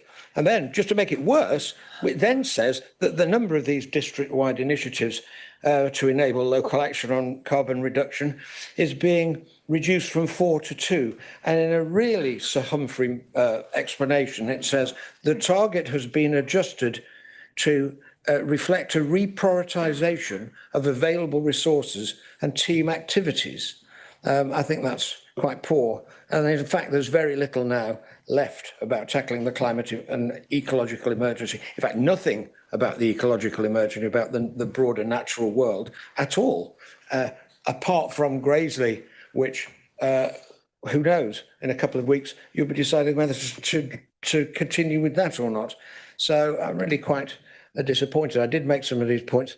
The executive, nobody was very interested, but I'm making them again because I do think they're quite important. And I think the strategy could be tightened up and made much clearer and much better focused, particularly so that if any resident should happen to look at it, they might understand clearly what's being proposed. Thank you, Chair. Thank you. Anyone else would like to speak? Councillor McKinnon. Thank you, Chairman. No, you don't get to do this 9 months before an election. A council strategy refresh should happen halfway through the term. We listened to the leader talking about all of the great things that the council has delivered, and there's some achievements that were in that original council strategy, that's for sure. He doesn't want those removed. What it says to everyone, what it says to the public, when the council changes its strategy 9 months before an election, he says that we're all going to get an extra year in our terms. That's fortunate. That was announced today. It was well after this paper was produced.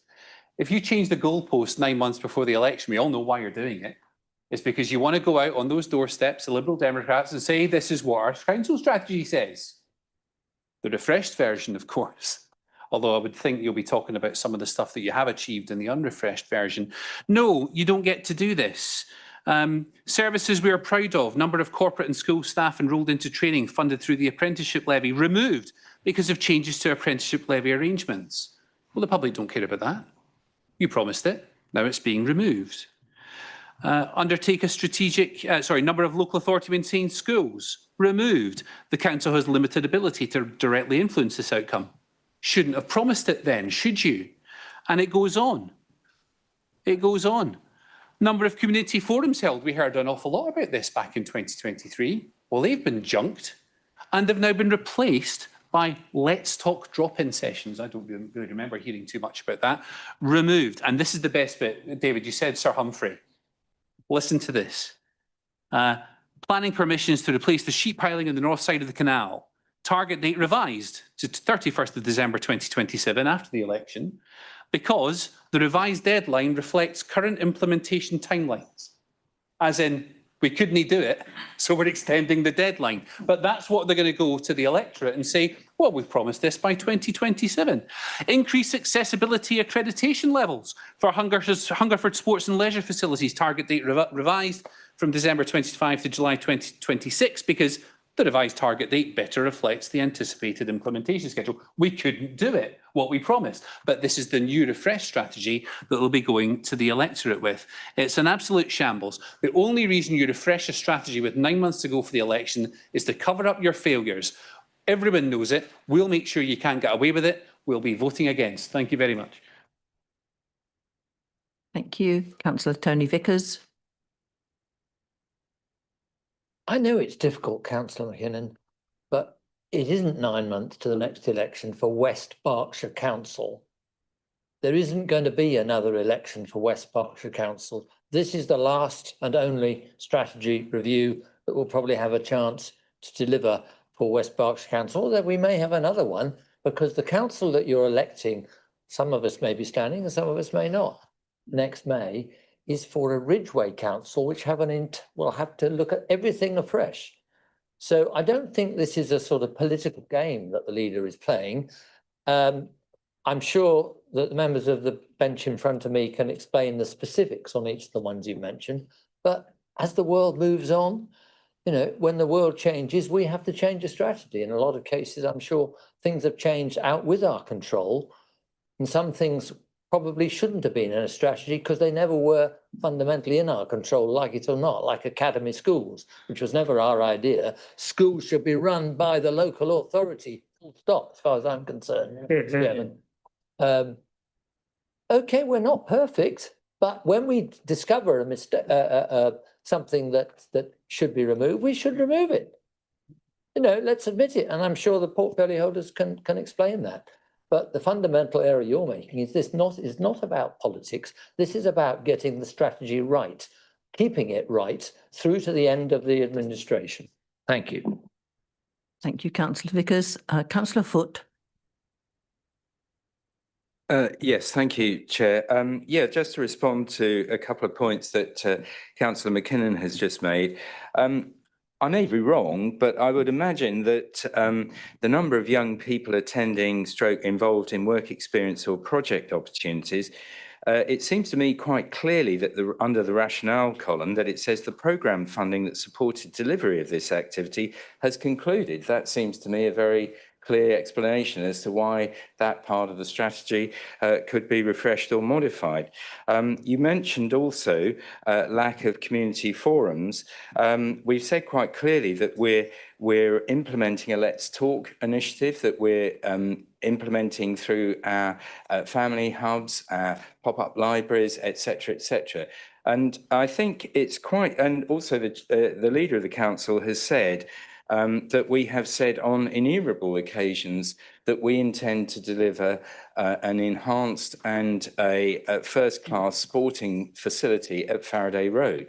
And obviously, as things go along, I think it's perfectly reasonable to adjust your strategy in those sort of fairly minor ways. So I'm quite comfortable with that. Thank you. Thank you. Councillor McCann. Thank you, Chair. It won't be about Hampshire County Council, this one. It will be about the last administration and your short-term memory loss. Yes. You, as a council, Conservative-run council, changed your strategy 4 times in 14 years.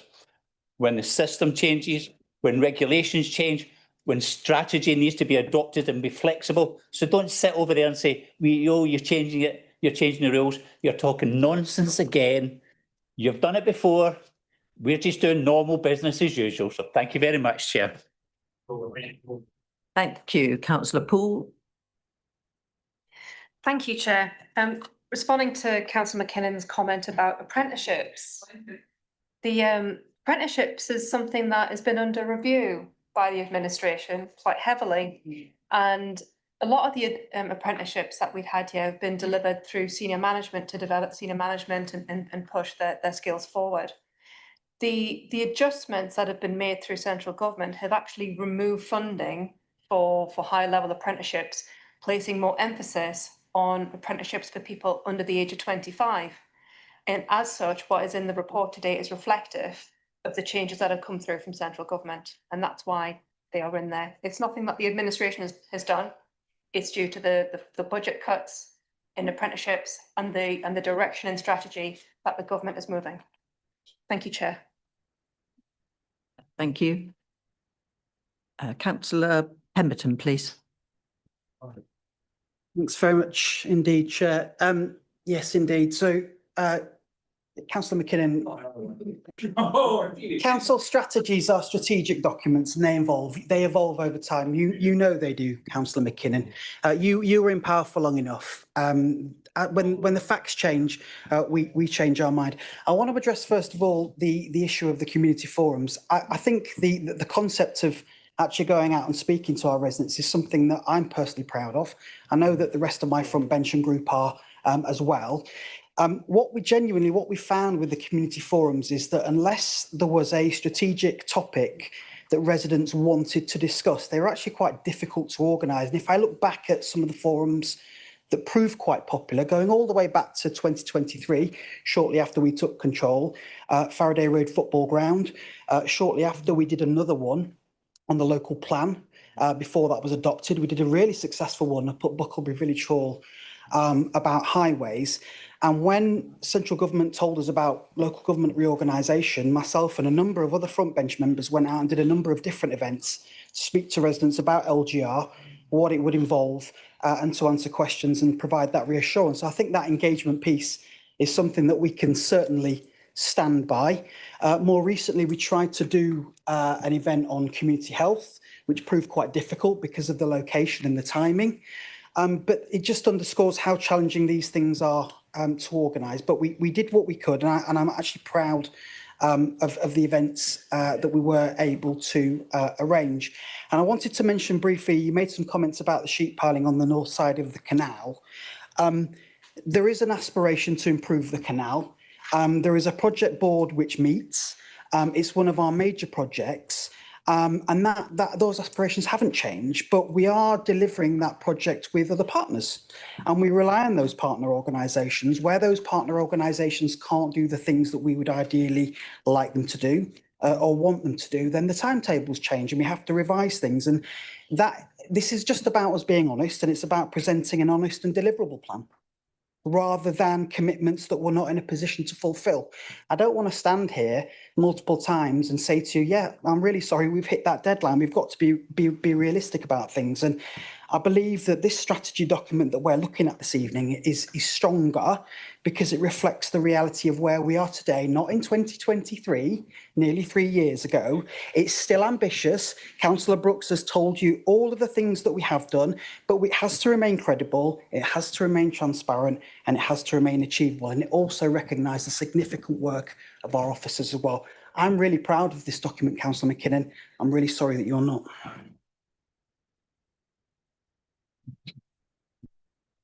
Thank you. Councillor McKinnon, could you try not to mutter throughout everybody else, please? Try not to mutter. Thank you. I've got Councillor Gourley now, please. Yes, thank you, Chairman. I agree with a lot of what Councillor Pemberton's just said. Strategies are living documents. I remember, casting my mind back, when this document originally came to Council, LGR wasn't even an acronym, not even an acronym that we even considered. Neither was the terrible funding settlement we got from local government. You know, we have to adjust our ways of working. We have to adjust what we do and how we do it. Moving specifically onto the environment points that Councillor Marsh has raised, important to remember that this is an overarching document for the council, and I think Councillor Brooks mentioned there are many other performance reports and strategies that underpin this. So I would like to reference you back to the environment strategy, which the update recently came to executive. I just highlight a couple of things from that. Record-breaking recycling rates for West Berkshire last year. Emissions down 20% on the previous year and 38% in total, and the pathway to net zero. 357 solar panels on Northcroft Leisure Centre, plus many, many more across the district. 13 community groups given 1.5 tonnes of soil conditioner made here in West Berks from residents' food and garden waste. 120 tonnes given to 900 residents across West Berkshire. HVO in our waste vehicles.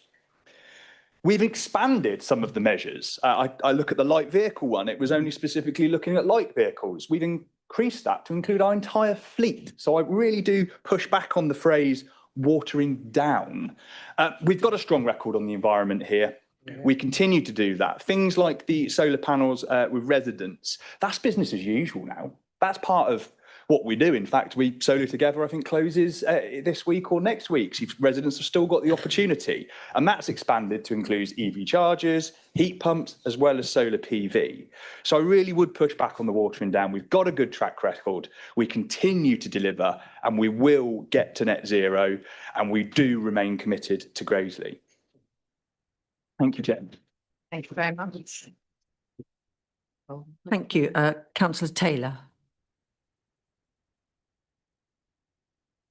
Yeah, I can see kind of both sides of the argument, I think, on this, but I do support many of the comments that Councillor Marsh made on the environmental issues. But one I'd really like to focus on is the removal of the measure of local authority maintained schools. Now, I'm a school governor and I have a lot of contact with schools in my area, and particularly those that are local authority maintained. Now, I'd like to think in some small way I'm working to sort of encouraging them to remain local authority maintained. And it just reads to me that schools looking at this will just look like we've kind of given up.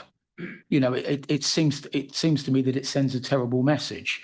And for that reason, I'm going to find it difficult to support these changes that are proposed here. Thank you. Thank you. I'd like to move to Councillor Codling now as the seconder. Thank you, Chair. There's a couple of things on here before I actually wrap this up, particularly around academy schools. It's always been our ambition to keep as many of our schools as possible within the local authority. We haven't lost many to academy, and we continue with that vein. But the Labour government, Councillor Taylor, are saying that all schools should ultimately become academies. And so we're actually, we don't have a control over what those schools decide to do. I visit schools regularly and work with the heads and governors, and I am trying to persuade them to stay within the local authority wherever possible. But we don't have that control, unfortunately. So as much as I would like that to continue, I will work towards it.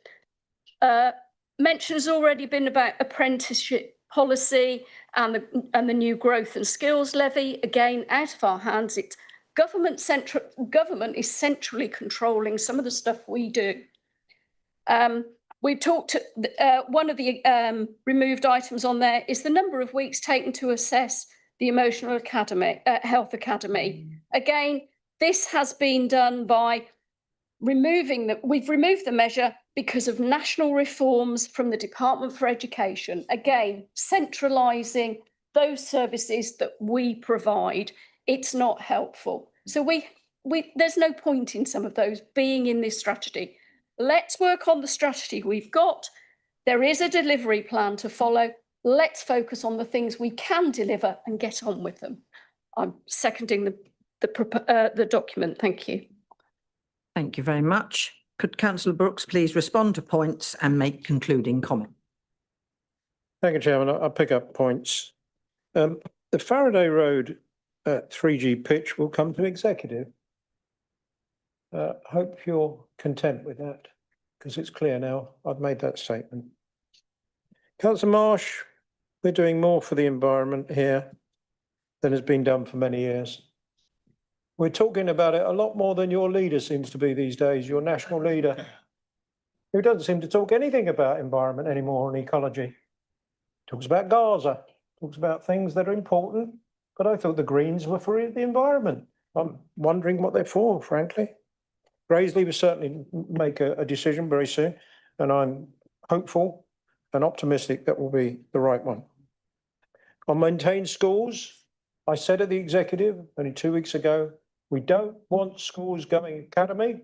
We want them to stay maintained, and everything we're doing is trying to achieve that. But if the government suddenly comes in and says, right, all schools, the new Prime Minister, next Monday, one of his policies might be, I want all schools at academy, you'll be the ones complaining to us that we got the strategy wrong.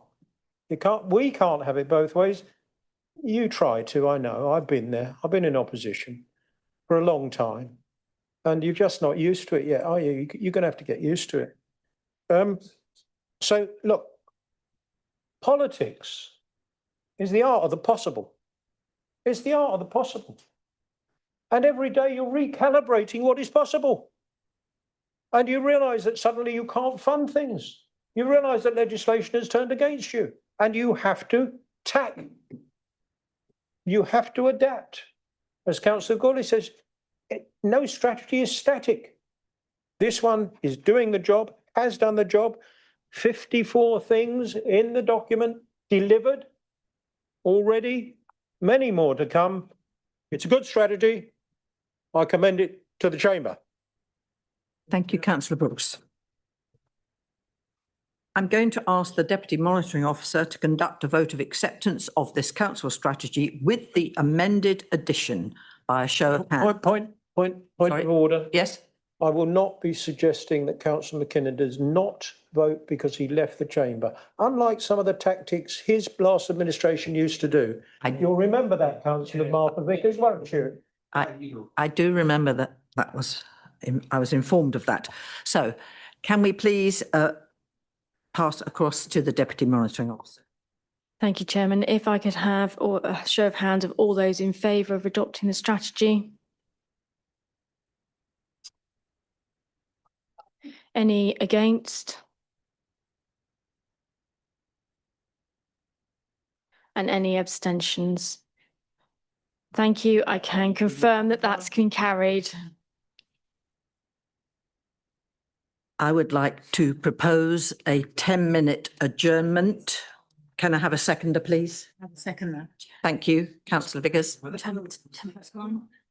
No, I'm sorry, I need the adjournment. It is 1 minute to 9, so we will come back at 9:10, please. Thank you. Got to vote. All those vote in favour of a 10-minute adjournment. Yeah, they won't get to get on. Thank you. Anybody cast against?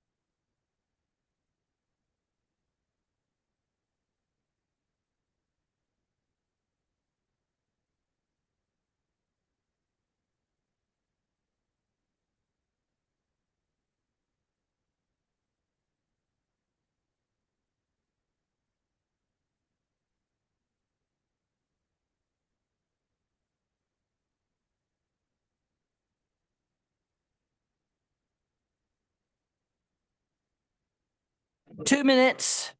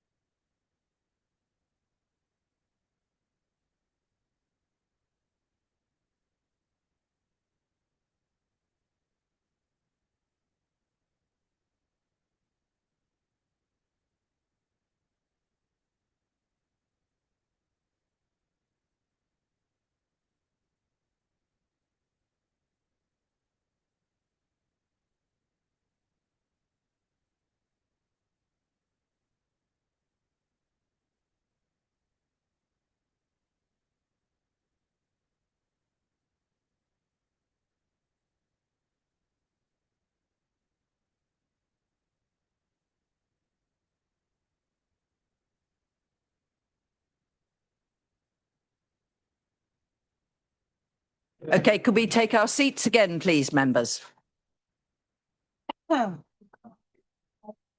Thank you. Want to go home?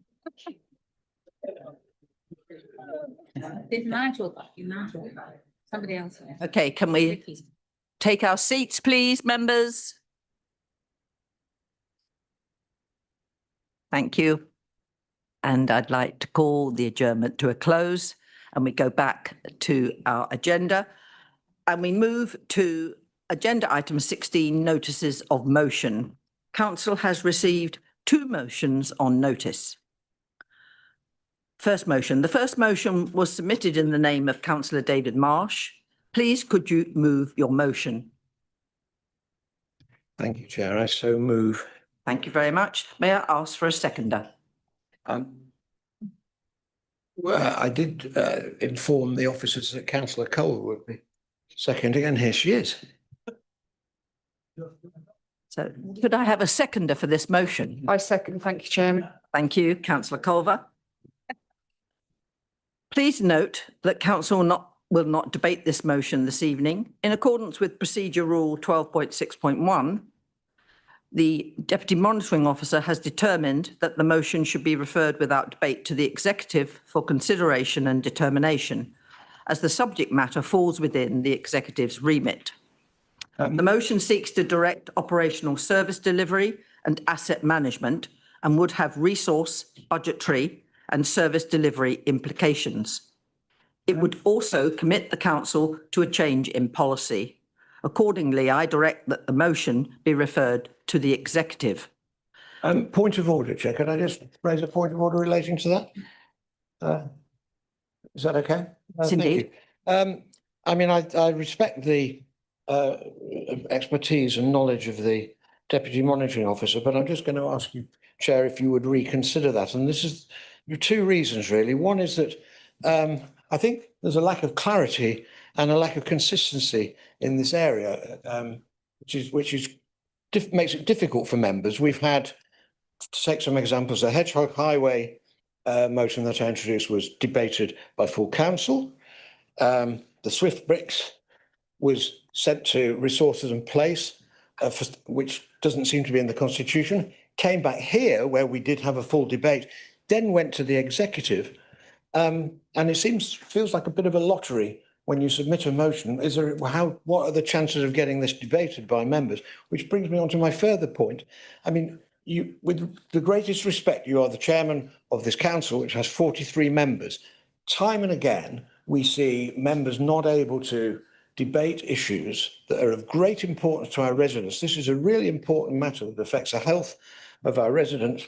And it just seems a real shame that with 43 people, once again, something is going to be decided by those 10. No disrespect to them.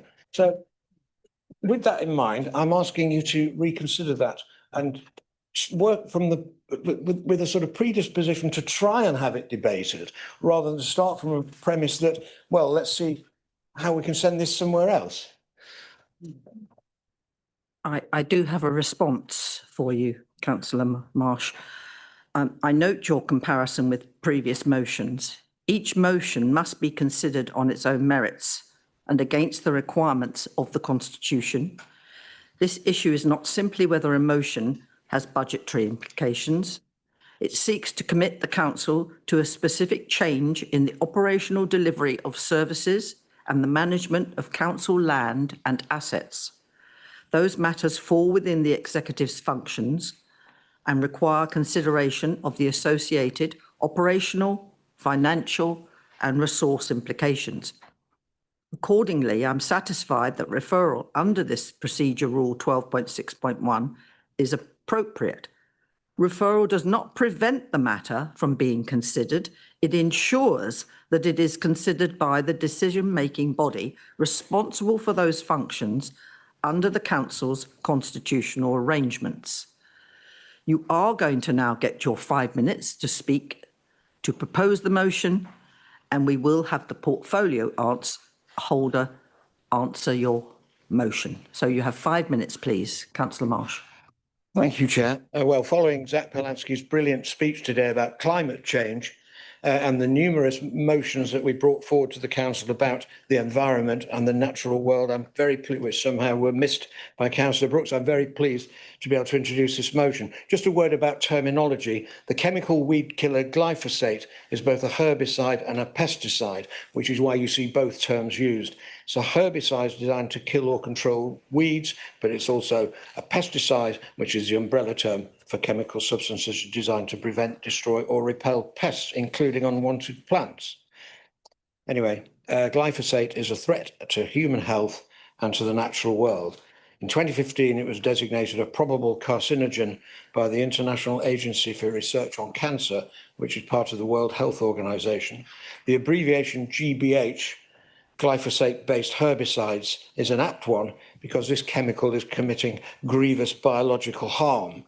Glyphosate residues are found in bread and many other foods, in beer, in our tap water and in our bodies. It is devastating for wildlife, killing bees and other insects while stripping away food and shelter for birds and mammals and polluting our rivers.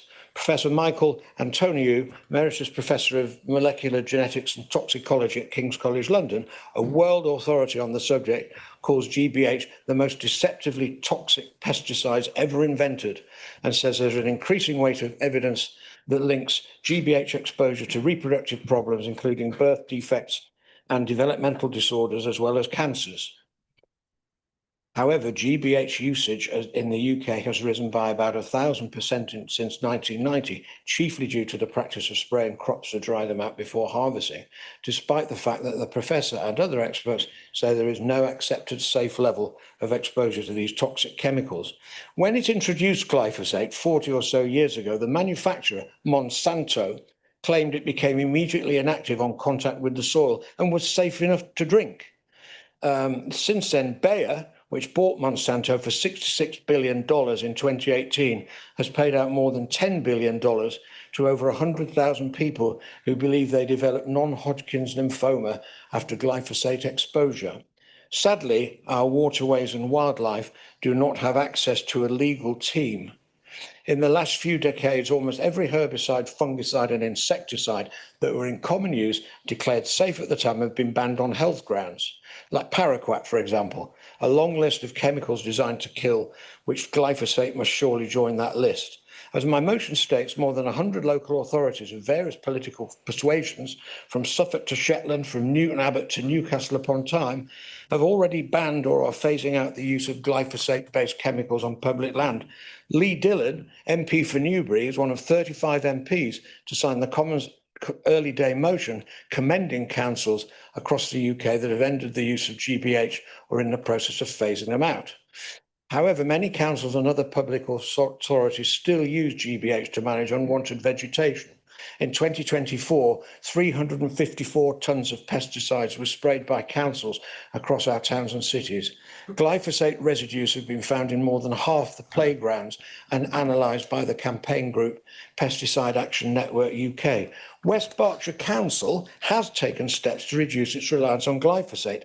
Countryside, for example, only use a small amount, and I understand that this could be eliminated fairly easy. Highways is more difficult, which is why my motion proposes a 2-year period to identify and phase in alternatives, such as thermal weed control or organic contact herbicides, as has been done successfully by other local authorities. The Soil Association, Riverford, the Wildlife Trusts, and an increasing number of growers, conservation groups and wildlife charities, which, as we know, enjoy widespread support across the district from our residents, are calling for a complete nationwide ban when the government reviews its glyphosate licences at the end of this year. If it does renew them until 2041, there would be 15 more years of impacts on bees and butterflies, worms and soil, runoff into rivers, hazardous residues in our food. By agreeing to this motion, we will be telling the government that here in West Berkshire and in Ridgeway in the future, hopefully, we do not need and we do not want to continue the use of this poison on our land. Thank you very much, members. Thank you. Indeed, that was quite a compelling introduction. Thank you, Councillor Marsh. Councillor Gourley. Yes, thank you, Chairman, and thank you, Councillor Marsh, for bringing this motion forward. I suppose, as it is being referred to executive, I'll give a bit of background now, and then we can discuss it more when it takes its way to the executive committee. Yes, West Berkshire Council applies different approaches to weed management depending on the purpose, the locations and the characteristics of land being managed, and pesticide and herbicide usage is absolutely kept to a minimum. There are kind of two main areas that we use these kind of chemicals, and we did reduce it. On the public highway, weed control is undertaken to support accessibility, drainage, public safety, and to protect the condition of highways assets. Uncontrolled vegetation can obstruct footways, affect accessibility, interfere with drainage infrastructure, and contribute to the deterioration of highways assets. That is applied in a single annual targeted weed treatment programme on hard surfaces, things such as curb lines, channels and footway edges. Across parks, open spaces and countrysides, we absolutely, again, look to minimise the usage of glyphosate and other pesticides and herbicides where absolutely practicable, with treatments generally limited to locations where alternative methods aren't effective, proportionate or reasonably achievable. As you say, there are alternatives, and there are a lot of case studies out there where other councils have tried different things, and I think it's fair to say there's been varying degrees of success with that. But absolutely, with all that being said, I think it's thank you for bringing it forward, and I'm happy to take this away and look at it in more detail with officers and bring it back to executive committee in due course. Thank you. Thank you very much, Councillor Gourley. We now move on to the second motion submitted to Council. This motion was submitted in the name of Councillor Nick Carter. Please, could you move your motion? Hello, Chairman. Yes, I'd like to so move. Thank you. May I ask for a seconder? I'd like to second that, Chairman. Councillor Gaines, thank you. Councillor Gaines, do you wish to reserve your right to speak? Yes, indeed. Thank you. Thank you. Please note that Council will debate this motion this evening in order to facilitate the discharge of business in accordance with Part 3, Procedure Rule 12.6.3 of the Constitution. May I invite the proposer to speak to the motion? Thank you, Chairman and members. This motion concerns Basingstoke-on-Deane Borough Council's proposal to allocate around 350 homes at West End Farm, Mortimer West End, which I should just be clear is in Hampshire. Although the land is in Hampshire, it is just over the border from West Berkshire. So in practical terms, the development would form a disproportionate extension both of the small, low-density hamlet of Mortimer West End, and it is some distance from the centre of Mortimer in West Berkshire and from its railway station, with no regular connecting bus service and no continuous active travel route. 350 homes could add about 800 residents, which is about a fifth of Mortimer's present population. And the development would not function as a self-contained Hampshire settlement. In practice, it would rely heavily on facilities across the county boundary in West Berkshire, residents relying substantially on West Berkshire for roads, schools, healthcare, utilities and other services. So the difficulty is not simply that those demands would need funding, it's whether the necessary infrastructure and services can realistically be delivered and sustained. So, sorry, my breathing seems to be on the mic. Is it upsetting? Just seems, perhaps I'm holding it too close. Community infrastructure levy receipts would remain in Hampshire, and many of the practical impacts would arise in West Berkshire. So whilst Section 106 contributions might be possible to be transferred from Hampshire to Berkshire, there's no costed evidence shown that that would be sufficient to deliver and sustain the infrastructure that is probably needed by this allocation. Nor has it been demonstrated that the existing services could support the additional demand, or where they cannot, that the additional provision could be secured. Much of the suggested mitigation would depend on organisations that the council doesn't direct or control. NHS commissioners, bus operators, the rail industry, utility providers and others. So these are some of the unresolved questions. Parking is another hot topic at the minute, parking in the village generally and at the rail station. And there's a fundamental issue of proportionality and methodology. Basingstoke-and-Dean's settlement study considered where Mortimer might sit if it were within Hampshire, and concluded it has the characteristics broadly equivalent to a Category 3 medium village. But Mortimer is in West Berkshire and it's not part of Basingstoke-and-Dean's settlement hierarchy. So that distinction is quite important. Settlements within Basingstoke-and-Dean were taken through a methodology that produced indicative housing figures, adjusted for constraints, past development and other local factors. Mortimer wasn't given an equivalent settlement level requirement or subjected transparently to that same process. So the result is a draft plan proposing 350 homes adjoining Mortimer, which is more than double the figure for Kingsclear, substantially above Bramley's outstanding requirement and greater than the figures proposed for several higher order settlements within Basingstoke-and-Dean. West Berkshire Council's technical response concluded that the allocation was not supported by an equivalent, transparent or robust evidence base. Residents and parish councils had raised and have raised a broad and consistent set of concerns, not simply opposition to development for opposition's sake. They questioned why this site had been selected, how it fitted in the spatial strategy, whether services could support it, how mitigation would be guaranteed, where many of the principal effects would arise in our area rather than in Hampshire. They also questioned whether the plan relied too simplistically on the broad proximity to Mortimer as evidence that schools, healthcare and other facilities could cope and be accessible.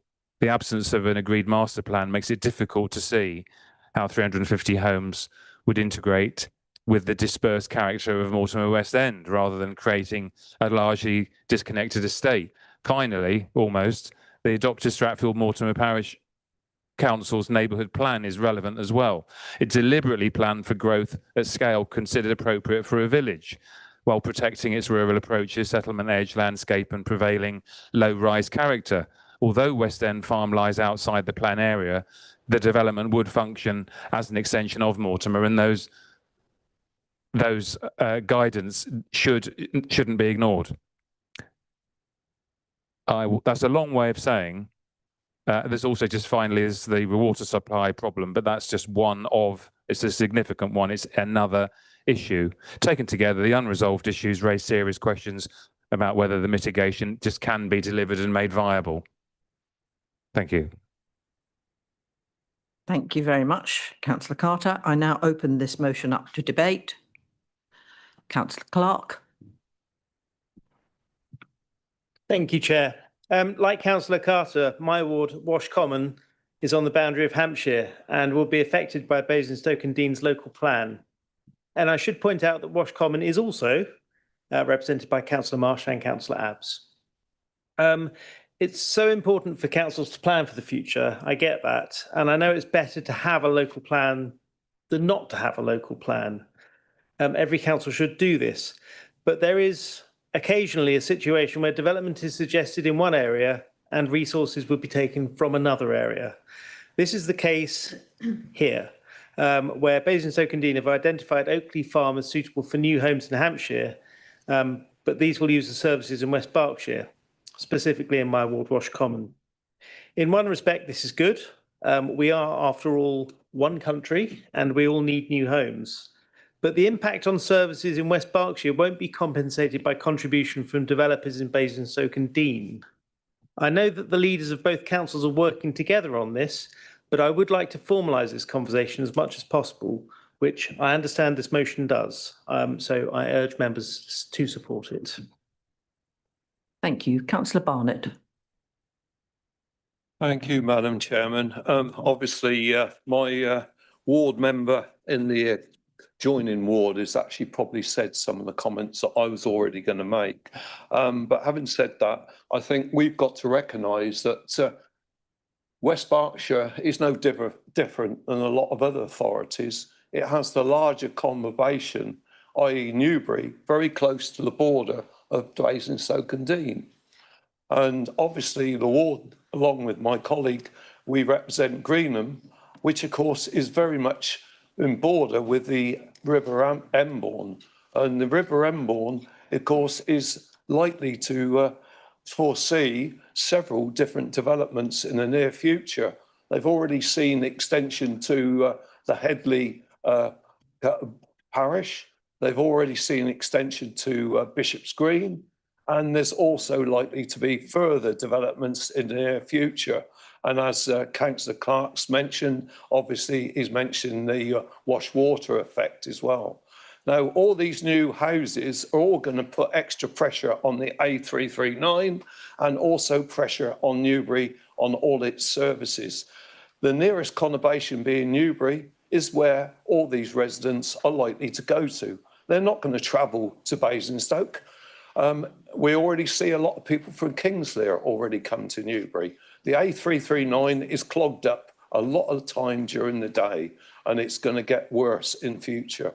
So I honestly think that we really need to look very closely at what Basingstoke-on-Deane are doing. They're obviously not interested in what the effect on their adjoining authority. What they're concerned about is getting their housing numbers up to what their local plan suggests. So I think we, at West Berkshire, as we are at the moment, or whether it will be in Ridgeway, we need to put pressure on Basingstoke-on-Deane to make sure that they look closely at all their future developments and how it's going to affect their adjoining authority, West Berkshire. Thank you. Councillor Sumner. Thank you, Chairman. This is another one for me that doesn't really need to be a motion. This is a common sense application. This is something that we're already involved with. I'm sure that the leader is already having conversations. I'm sure that the heads of the planning area are already having conversations. What concerns me is that you're going to wait for everything to come through motion before we get the okay to send a letter to somebody or pick the phone up. Jeff, I can't believe for a minute you're not having regular conversations with your equivalents across borders. I would be very disappointed if you're not. But for me, as somebody that is well and truly in the middle of exactly the same conversation on the other side of it, where Reading have said, well, you might live in Calcutta, but you get on my bus. You might live in Calcutta, but you come shopping in Reading. It's 6 2/3, guys, I'm sorry. There just needs to be a sensible approach to making sure that we are there and we are engaged. The portfolio holder will be having conversations. The leader will be having conversations. Yes, if you want a motion ...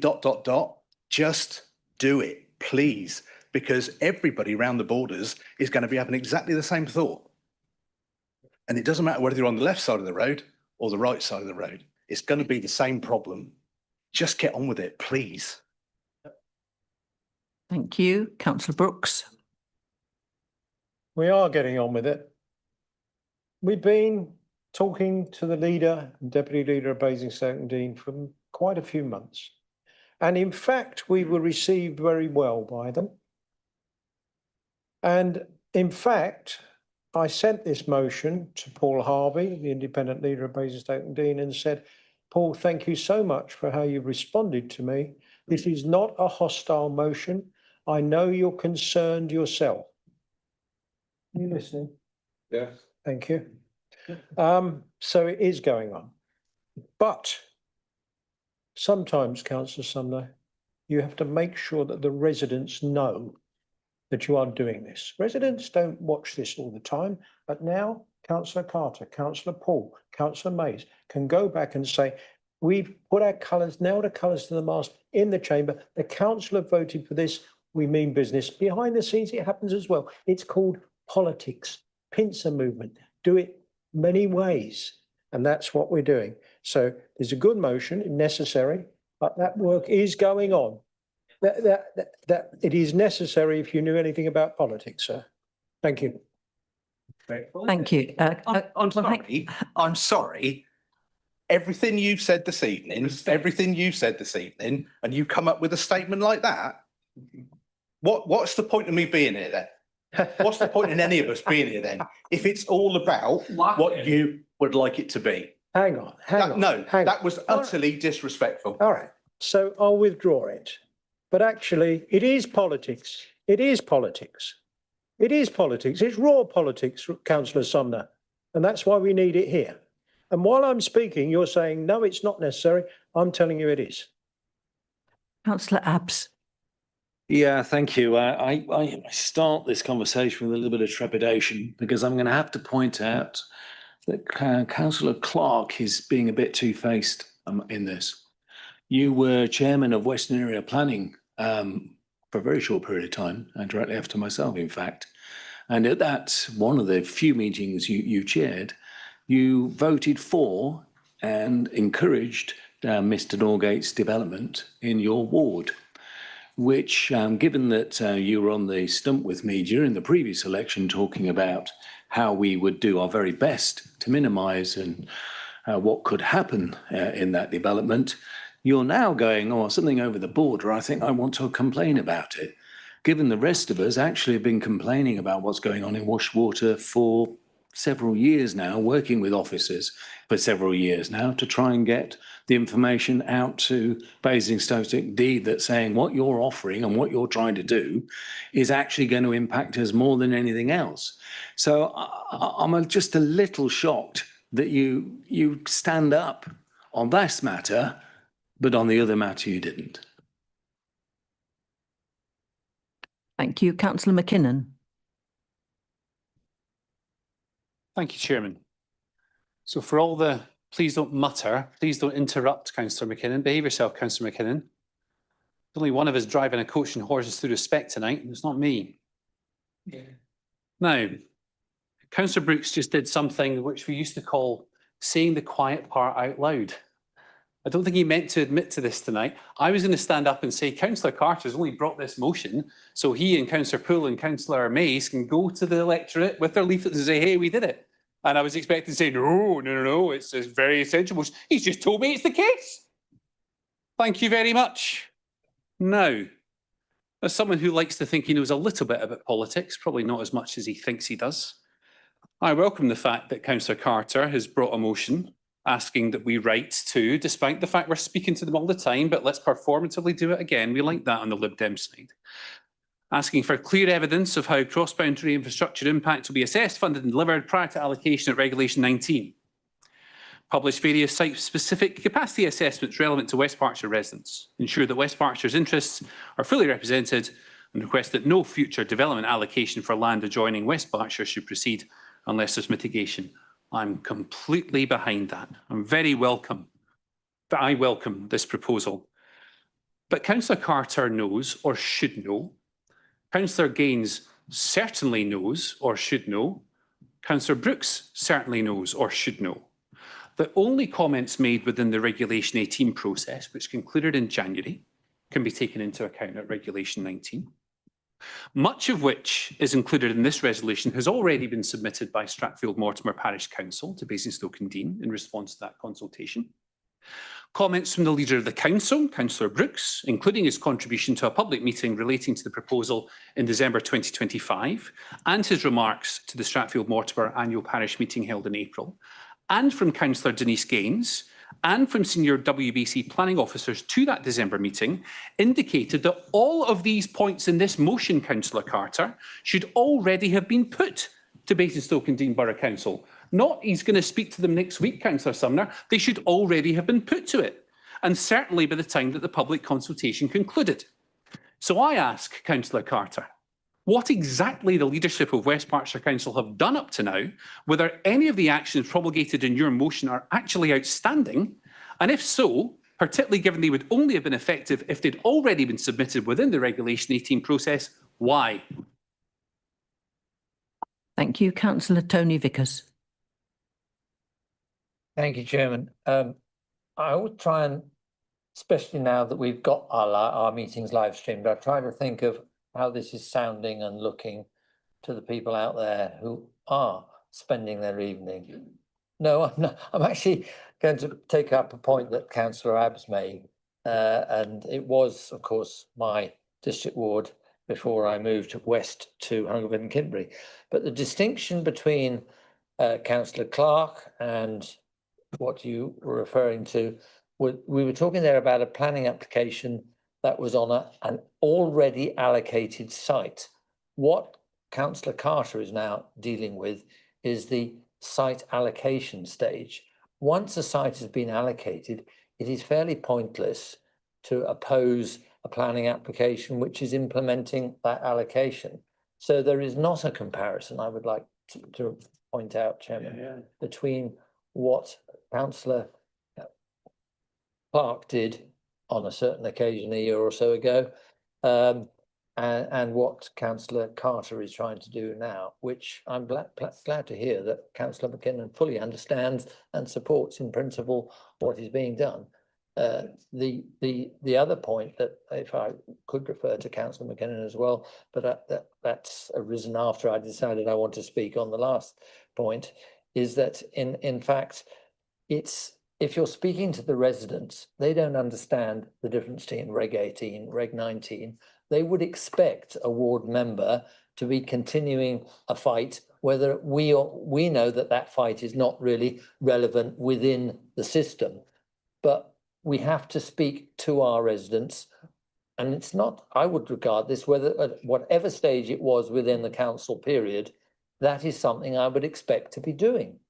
So I think that I'm going to definitely support Councillor Carter's motion, and I hope that we all do, because it will help the residents, irrespective of who is representing them now, to understand the situation, and that they will realise their councillors are working for them as hard as they can. Thank you. Councillor Kander. Thank you. I guess if we're trying to treat the constituents in the right way, then we should use the right language. If the language is actually wrong, if we can't take note of Schedule 19, then we should say so. Otherwise, we're treating them disingenuously, really, is all I'd say. And then we spoke earlier about now suddenly we are doing politics, whereas when we were talking about a strategy document, we weren't talking about politics. That's what I'd like to say. I mean, to be honest, this whole thing seems to be the horse is already bolted because we should already be doing it.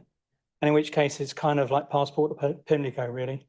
Or it just feels a bit NIMBY-ish. So if people are listening in, that's probably what they're going to take away from this rather than actually what they should be taking away from it, which is that actually we are already doing the right things. So the motion should be, we're doing these things, but we're going to keep on going. And whilst we miss some of the boat, in terms of some of the Schedule 19 or what have you, we're still doing the right things. That's what we should be saying. Thank you. If that's everyone from the floor, I'll ask Councillor Gaines to second. Thank you, Chairman. So members, First of all, I'd like to acknowledge that Basingstoke-and-Deane administration for their willingness to meet with us and discuss cross-border issues. They have. I mean, we've heard from Councillor Brooks, we've heard from various other people in the room, that actually there's been lots of informal information going backwards and forwards, both with officers and with myself and the leader. I've had several conversations with their planning portfolio holder. However, you make a point about Reg 19, but actually their local plan is stalled. Their local plan is stalled because the water company that's actually in that area cannot guarantee that the number of dwellings that they're proposing to put in that area will be satisfied by the amount of water that's available. They're also, like we are in the future, going through. I'm sorry, Councillor McKinnon. No, they're not going back to regulating, but they are no. This is unacceptable. I'm sorry.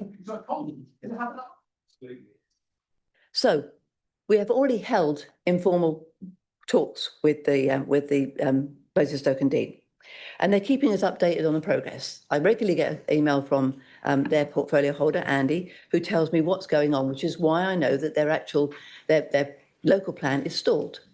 They're also going through LGR. Hampshire is going through LGR, so therefore, then there's no guarantee that they're going to have to put forward that local plan. They may very well have to scrap it. I've not got that on documentation, but I'm saying that actually there's lots of things in this environment that could be changed very easily. So we've got 2 sites that have been proposed, identified of particular interest to us, one adjacent to Morecambe West End, the other one at Oakley Farm. Both proposed developments are extremely close to our borders, as we know, raising serious concerns about the impact of additional housing on traffic, our road network, schools, and already stretched health facilities. During our discussions, we made these concerns very clear, and they understand those concerns. So if we're already in communication, why do we then need this motion? Well, the reason we need this motion is because the discussions so far have been informal.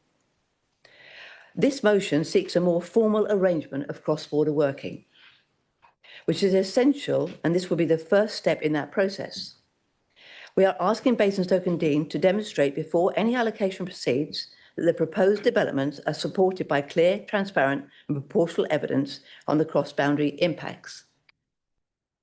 In particular, assessments and agreed mitigation for pressure on our infrastructure and services, some of which I've already mentioned, but also environment impact, water capacity, which is very important. Councillor Gaines, can you finish, please?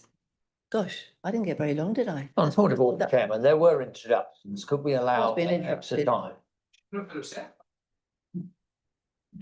Just a few extra. Do you want a few extra seconds? I just then, want please? some of the questions that were actually raised, Chairman. I think that would be too long, Councillor Gaines. Thank you.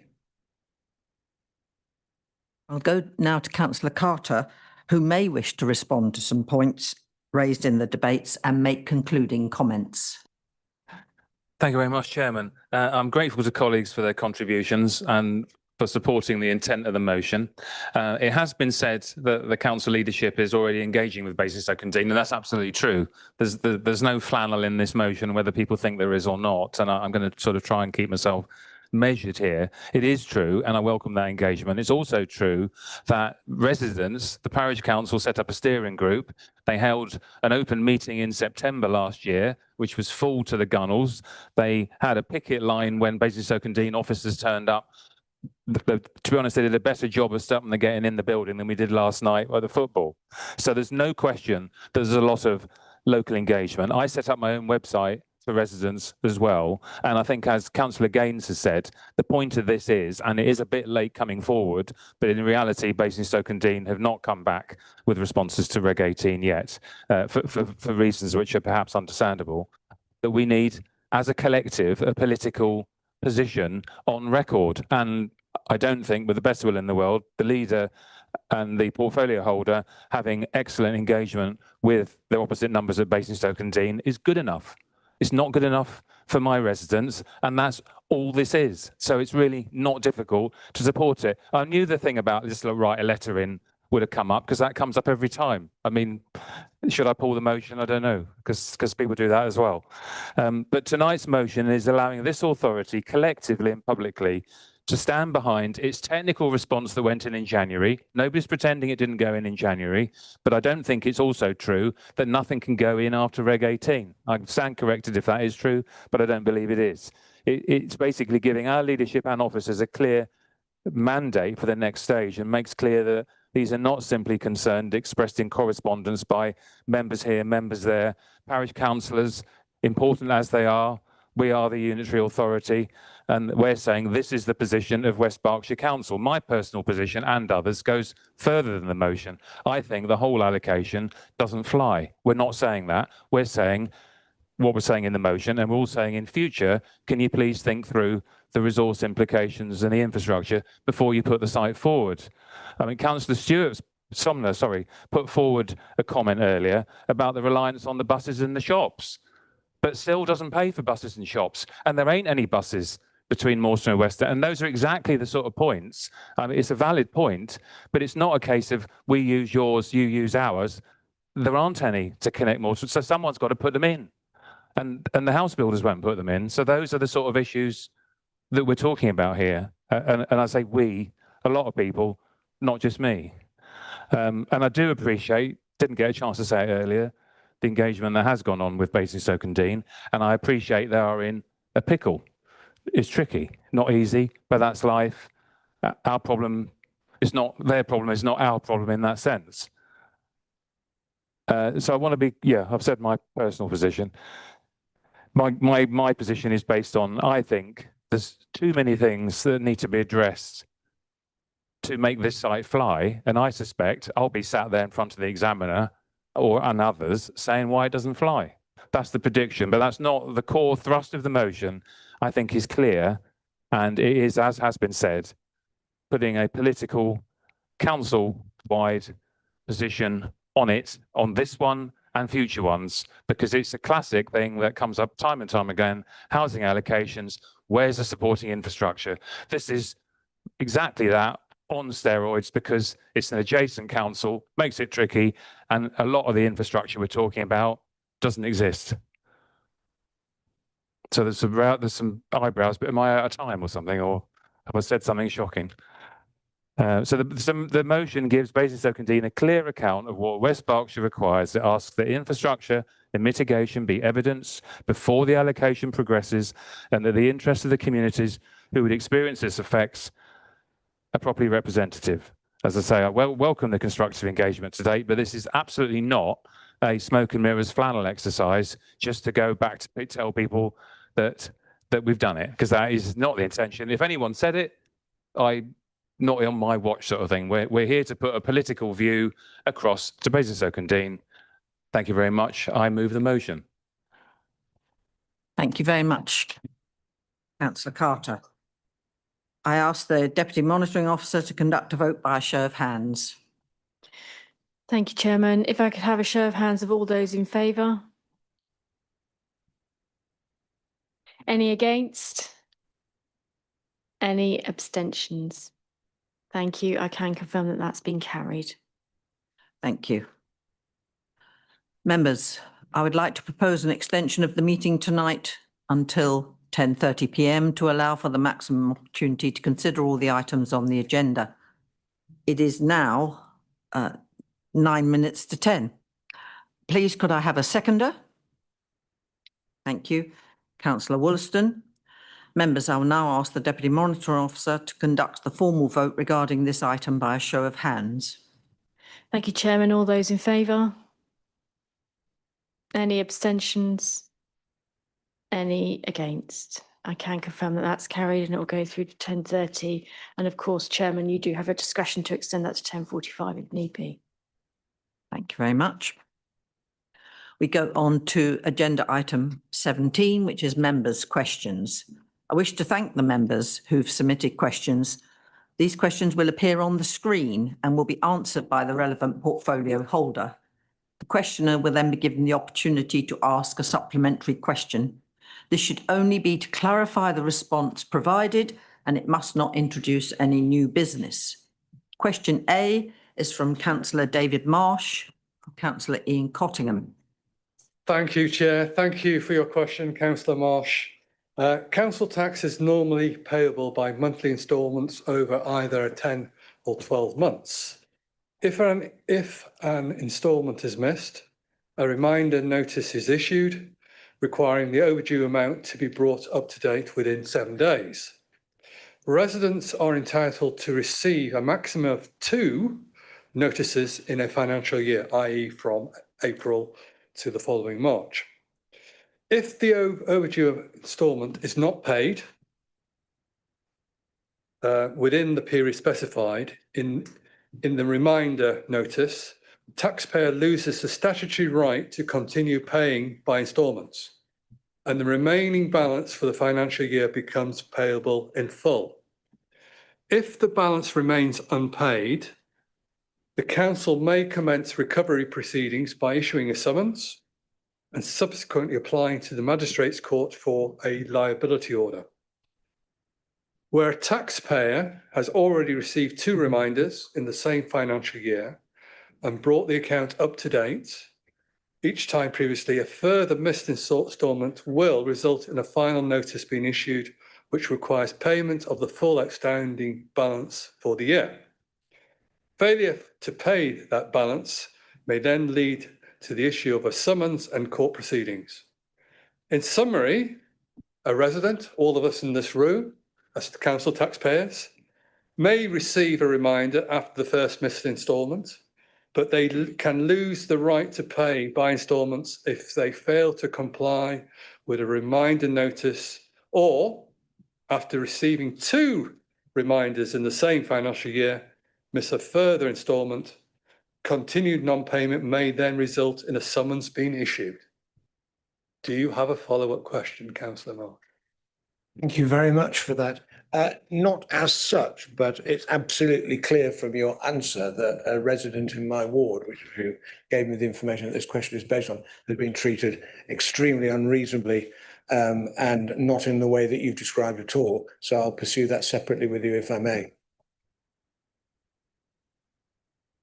Thank you, Councillor Marsh. Question B is from Councillor Ross McKinnon and will be responded by Councillor Jeff Brooks. I'm going to take the opportunity here to reach out because it talks about the role of opposition councillors. Councillor Sumner, I apologise. You can accept it or not, sir. It has been a very, very, very long week. Been a very long day. We knew that the announcement on Ridgeway was coming. There's been a huge amount of work to do. So I offer an apology to you, sir, and I withdrew the remark, as you know. Now to the question. The council's constitution recognises the important role that all councillors, including opposition councillors, play in ensuring transparency, accountability, and effective decision-making across the authority. The constitution is founded on the principle that council decision-making should be open and accountable, with scrutiny forming a key part of the council's governance arrangements. In terms of scrutinising the executive business and decisions, this should be principally undertaken through the council's scrutiny committees, which are established to examine decisions, policies and performance, and are expressly in place to ensure the executive are held to account on behalf of residents. This administration has very much strengthened scrutiny, introducing the new Children's Scrutiny Committee and supporting opposition councillors to chair two of the 3 scrutiny committees. There is ample opportunity for opposition councillors to scrutinise this administration's proposals and policies. In addition, the Constitution provides opportunities for councillors to ask executive members through the formal written question process. Councillors may submit questions relating to council business, matters which the councillor's responsibility or the well-being of West Berkshire, and may do so in accordance with the procedures and timescales set out in the Constitution. During public meetings of the executive, the chair, myself, is responsible for the orderly conduct of business and for applying the meeting procedure rules. The executive's primary purpose is decision-making. Accordingly, debate on agenda items is generally directed towards the executive and the decision before the executive. opposition councillors who are not members of the executive may participate in accordance with the Constitution and any procedural rulings made by the chair. But there is no constitutional right for non-executive members to engage in unrestricted cross-examination of executive members during those meetings. Where questions arise in relation to agenda items, the Constitution provides formal mechanisms through written questions, public meetings and the scrutiny function. In practice, chairs may also permit questions on points of clarification during debate, where this assists the conduct of business and the informed consideration of an item. But this remains a matter for the chair's management of the meeting and must be exercised consistently within the relevant rules. Therefore, I do support the fact that opposition councillors have a vital and legitimate role in challenging, questioning and scrutinising executive business on behalf of residents and have plenty of opportunity to do so. Do you have a supplementary? I do, thank you, Leader. Thank you for that answer, which relied heavily on the technicality of the Constitution. Do you recognise, though, that accountability is not just about complying with the letter of the Constitution, but also about creating the confidence that difficult questions are welcomed rather than avoided in whatever forum they arise?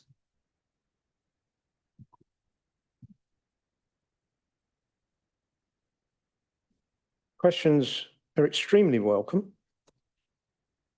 And although you don't like it, and it seems you cannot recall the way in which your administration ran executive meetings from 2019 to 2023 and for 14 years before that, the last Conservative leader allowed one, I repeat, one question from each opposition member per item on her agenda. Yes. I can well recall having had my one question, having to ask an opposition councillor sitting next to me who hadn't spoken to ask my extra question because I had had my one question. Now, I have enabled opposition councillors to ask more than one question since I became leader. I know I've been a lot more inclusive on this, but you are now intent on turning executive meetings into scrutiny, and I've told you that is not what we are going to pursue. Thank you. We go on to question C, which is from Councillor Howard Wollaston for Councillor Nigel Foot. Thank you, Councillor Wollaston, for your question. I'd like to clarify that. Thank you. I would like to clarify that there were not two fully costed and approved options. Whilst the Monks Lane option was costed and had planning, it still had significant conditions pardon me, attached, which would require discharging. The NCFG application simply did not have enough detail to satisfy your statement that this was fully costed and approved. I'm aware that the Monks Lane Sports Hub was costed and had planning permission. However, this administration correctly determined that this option was not in the best interest of the local footballing community, and this was backed by the electorate during the 2023 election campaign. The NCFG application, whilst commendable in its ambition, was very much an outline application. It lacked detail around drainage, archaeology, soil analysis, biodiversity net gain, and water filtration. It was apparent from the outset when this administration came to power that it would not be possible to discharge the onerous planning conditions that were attached to this application before it lapsed. Therefore, it was deemed necessary to prepare another application. Do you have a supplementary question?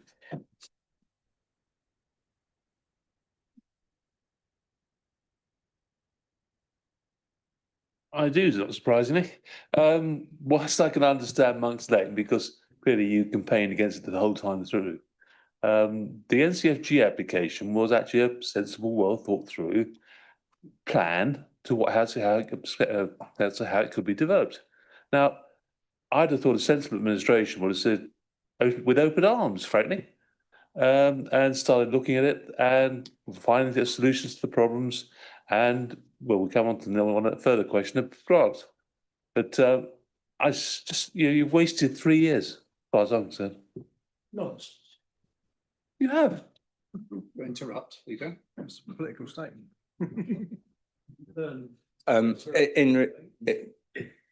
Chair, in response to the supplementary question, I've just mentioned that the NCFG application was outlined and that there were a lot of substantial conditions. And as you've already hinted yourself, there are multiple questions about Faraday Road, so we'll have an opportunity to come back to that, I'm sure. Thank you. Councillor Wollaston, can you turn your mic off? Absolutely, Chair. Thank you. We're on to question D, which is Councillor Ross McKinnon, reply Councillor Jeff Brooks. Councillor McKinnon, in one of his many interruptions at the executive meeting, said, what is my role? I have a constitutional role here. The leader of the opposition has a constitutional role. That's what he said. Well, there are two references to the leader of the opposition in our constitution. Two. One, detailing the special allowance payment. So we'll acknowledge that. And two, to receive the leader's annual report to council, and the leader shall be entitled to speak for a 10-minute period, and leaders of opposition groups shall be entitled to ask questions of the leader on the points made in the report. Two references. Now, nationally, the leader of the opposition at councils is not a statutory post as such, and is not established in our main local government legislation.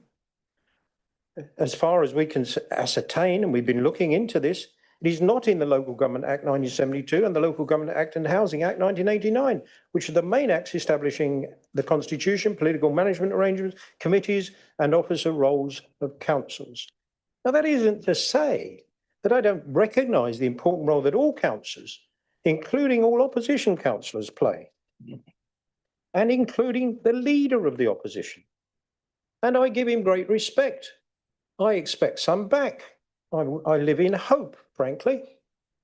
The council's governance arrangements rely on effective challenge, scrutiny and debate. The leader of the opposition may fulfil this role through participation in council meetings, debate in council meetings, councillor questions, and through the council's formal scrutiny arrangements established by the Constitution and has been detailed in the previous question.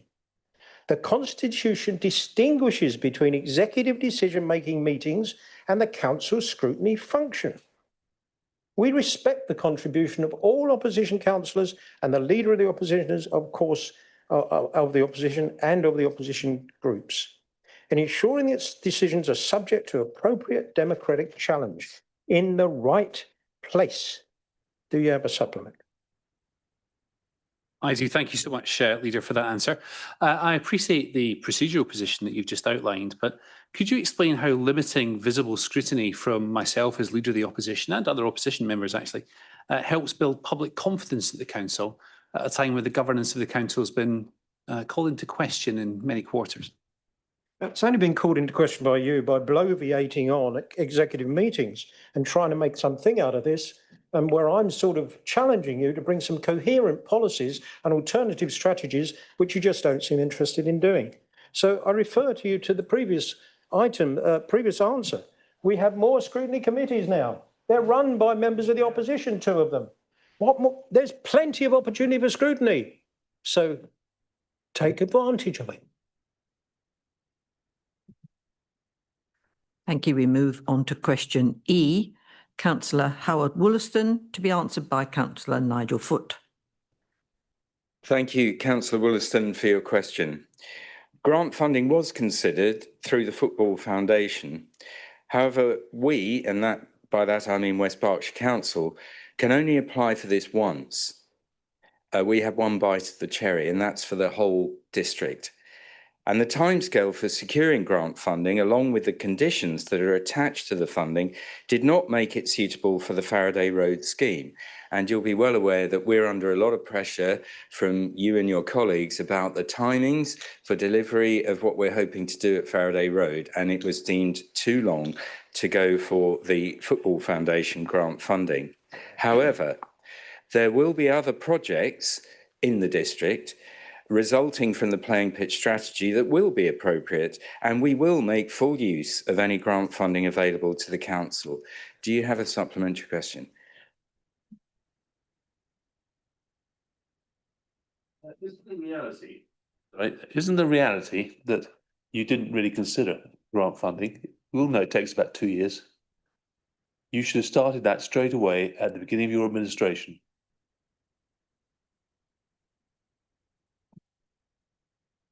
I just mentioned that we get one grant, we get one bite of the cherry for Football Foundation grant funding. Now, we, at that stage in our administration, we hadn't got a playing pitch strategy delivered, and so we will be looking to use grant funding, of course we will, elsewhere in the district for the delivery of our playing pitch strategy. Thank you. Thank you.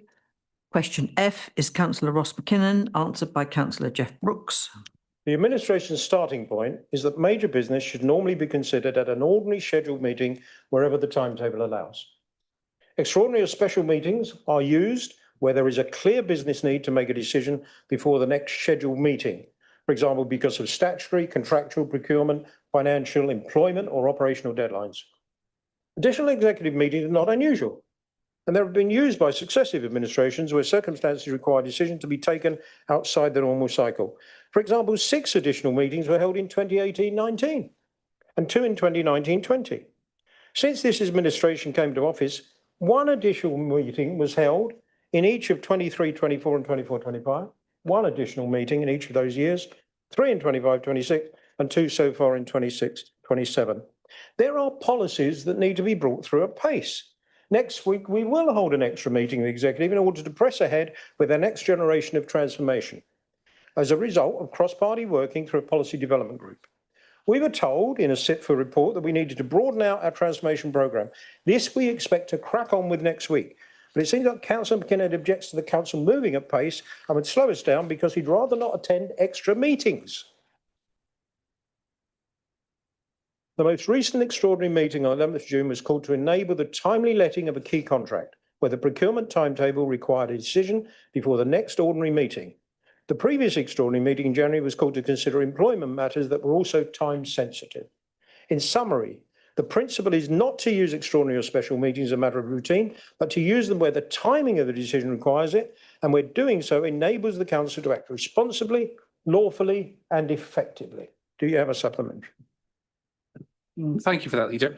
Before I do, I just have a point of order. I think, Chairman, that's the second time that the Leader's accused me of bloviating, which, looking at the Cambridge Dictionary, is to talk at length in a pompous, boastful or empty manner. Heaven forbid. I would put it to the Leader and the members opposite laughing that if I'd called any of them pompous in a meeting, I should surely be told off by the Chairman. And given that he's already had to apologise to one of my members tonight, I wonder if he might seek to withdraw that remark before I give my supplementary. No. Not learned a lot, has he, folks? Okay. Yeah, so thank you for your answer, Leader. Shouldn't the default position be to maximise scrutiny and openness rather than rely on special meetings wherever possible, where the oft trumpeted by you tonight, the ability of members to submit written questions and indeed the public to submit written questions is limited to 0. And I wonder how many of the special meetings you referred to in yet another history lesson this evening had more than one item on the agenda? I'm answering the question about questions from the public in another question he's put tonight. So I'll answer it then, if you don't mind. And I didn't look back at 2018-19 to know what but I will what other items were on those special executive meetings. But I've got a full answer for him on the point he's making for his next question, I think it is. Thank you. Okay, thank you. Member question G. This is for Councillor Howard Wollaston to be answered by Councillor Nigel Foot. Thank you for your question, Councillor Wollaston. The contract for the construction of the 3G pitch will be let through an appropriate national framework. Do you have a supplementary question?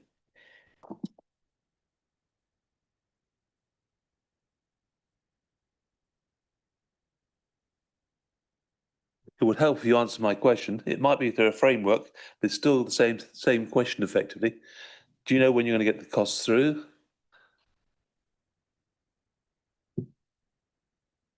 Yes or no? Simple question. May I answer that in your next question, which is question I? I think I can give an answer then. Thank you. Thank you. We're going on to question H, which is from Councillor Ross McKinnon for Councillor Jeff Brooks. The current constitutional position is that extraordinary or special meetings are convened to deal with specific business and needs to be considered before the next extraordinary scheduled meeting. For that reason, the current procedure does not provide for general written questions from members of the public or councillors at extraordinary meetings in the same way as it does for ordinary meetings. However, extraordinary meetings remain public meetings with agendas and reports published in advance in the usual way, subject to the normal rules on exempt or confidential information. Members of the public are therefore able to see the business being considered and the reasons for the decision being taken. I recognise, however, that where major decisions are taken in extraordinary meetings, it is important that the process supports transparency and public participation as far as possible. I'm therefore minded to propose a change to the Constitution to allow written questions for both members of the public and councillors in advance of an extraordinary or special meeting, where those questions relate directly to items on that meeting's agenda. We have the Constitution Review Task Group for this very purpose, and on which Councillor McKinnon sits. It has met 13 times since July 2024, and I note that he has attended only one of those meetings in that time. I did write to him asking whether it was proving difficult for him to get to the meetings and might he want to substitute himself. I don't think I ever got a reply. I will address this. I think it makes sense, and I will address it through the Constitutional Review Task Group, which I hope he might attend. Do you have a supplementary? I do, thank you, Leader. Before I do, I would reiterate that I think you and I have a good personal relationship. And I'll stress again that I do not appreciate being referred to as bloviating. I think it's disrespectful. It's hurt my feelings somewhat. And I wonder if you would take this opportunity to withdraw the remark, because I'd very much appreciate if you did. If you sit, I'll talk. Now, politics is a knockabout. There will be times where words will be used where we will make mistakes. I've apologised tonight. It does not seem as if that has landed. I hope it does, because I've had a very good relationship with both Councillor Sumner and Councillor Stewart. At 10 o'clock at night, I said it'd been a long week. Tempers can run high. We can suddenly find ourselves drawn into conflict and drawn into using words that may not land well. And if that didn't land well with you, Councillor McKinnon, I will withdraw it because I respect you. I sometimes wonder if you respect me and my role. Yeah. And I sometimes wonder in executive when you are actually, do you know what? I'll say this. Do you remember those wildlife programs where a lion keeps batting away a lion cub? I feel like that's what I'm doing most of the time in an executive meeting. That's what you've turned them into. It's not good debate, consideration, discussion. And so coming back to the point you make, I have withdrawn the word. It is late. It has been a very long month, frankly. There's been a huge amount going on. If you saw my diary, if you saw that I've done 3 or 4 interviews today, I'm not trying to make excuses. I believe there are reasons why we can sometimes slip up. Councillor Sumner, we are all mortals, not saints. We make mistakes. Thank you for that statement, Leader, and thank you for withdrawing that remark, although I'm not sure I appreciate the lion cub comparison either. It just seems to be compounding one after the other, but I'll take your point that you've had a busy week and it's late. On the point of allowing, on the point of Constitutional Review Task Group, you're absolutely right, you did. The Constitutional Review Task Group, for members' information, has an unhappy habit of being cancelled and rearranged at short notice. And those are held during the day. And I have a day job. And certainly it would be my intention to attend many more of those constitutional review task groups. However, I'm responding to a point that you've made. When they are consistently rearranged and scheduled for when I'm teaching, which is my day job, then I'm afraid myself and other working members of the council, which isn't everyone, sometimes struggle. But my supplementary is, shouldn't your instinct always be to widen public participation rather than simply satisfy the constitutional requirements? And will you suspend standing orders on Thursday to allow members and the public to ask written questions? I'm not sure I can suspend standing orders for that, but I don't. So I forget what your first point was. No, beyond that. Thank you. The Constitutional Review Task Group. All you had to do was reply to my email and say you're finding it difficult to get there in the daytime, and maybe we'd have moved them to the evening, but you didn't even reply. We're on to question I. This is the first of 4 more questions. Let's try and stay polite to each other. This is Councillor Howard Wollaston for Councillor Nigel Foot. Thank you for your question, Councillor Wollaston. The full cost of the project will only be known once planning permission is gained, which we anticipate to be achieved later in the year. Following this, full scheme costs will be reported to the council's executive. Do you have a supplementary question? I suppose in some ways today's news has actually bought you some extra time. But you're unlikely to get planning consent through until I would have thought November. Then go for costings. You're not going to get there in time, are you?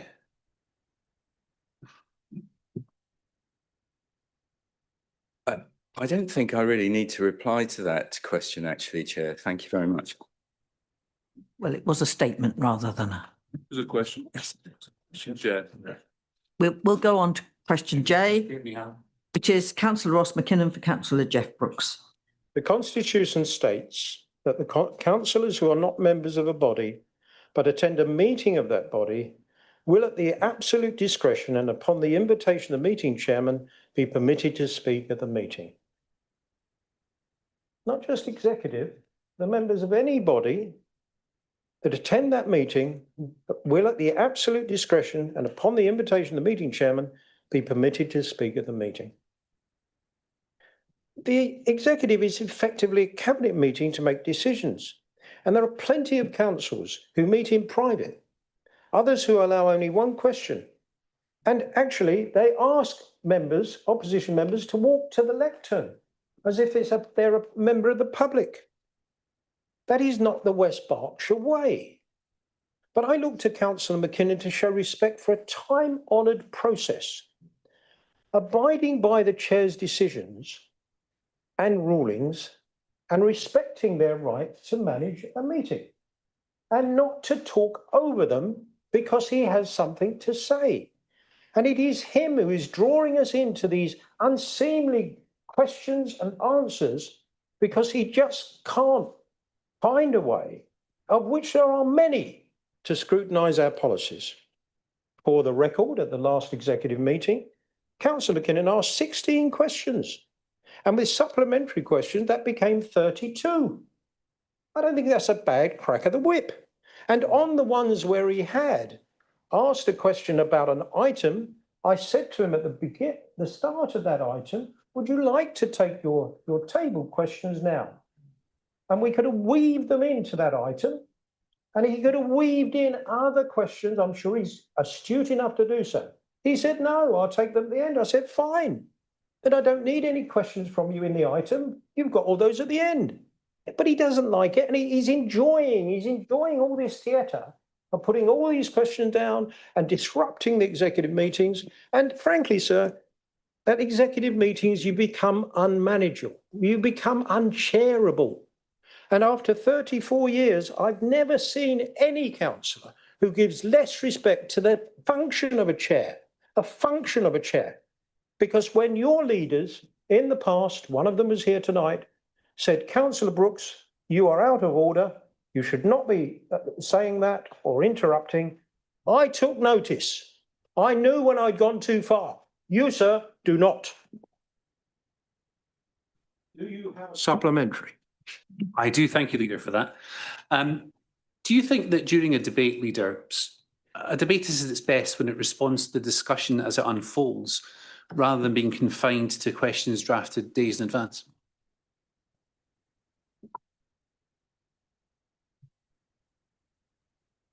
Sorry, what was that? You're having a tough week, aren't you? Do you not think in a debate it's better when discussion responds to the discussion as it unfolds, rather than being confined to questions submitted days in advance? Because you use the word. That's your issue, you see, because you use the word debate. You want to turn every item of an executive meeting into a debate because it suits you. You are there to ask questions, as I was. One question, remember, members, for 18 years of clarification, of understanding. Okay, of understanding. I've seen members opposite try to make long statements in an executive meeting. That is not what the executive meeting is for. Now, when you say we'll call everything in, that's not your decision either. That'll be the decision of the chairs of scrutiny. And if they end up having to put all the policies through the scrutiny committee, they won't get much other work done. That'll be up to them. I will give an assurance to Councillor Culver that we're looking at it. I've already written to Sarah Clark, Councillor Culver, about getting more policies through scrutiny before they come to executive. I want more synchronicity there. Already written several weeks ago about that. So, Councillor McKinnon, you'll continue with this line of attack. I wish you'd come up with some alternative policies and a coherent opposition, because you're totally incoherent in how you're trying to oppose this administration. We have two more questions, members. And it's already nearly 25 past. Councillor Howard Wollaston for Councillor Nigel Foot, question K. Thank you very much, Councillor Wollaston, and thank you for your question. However, I completely disagree. This high-quality facility will give excellent value to the local community and fulfills a key commitment that the public wholeheartedly supported when this administration was voted in. Do you have a supplementary question?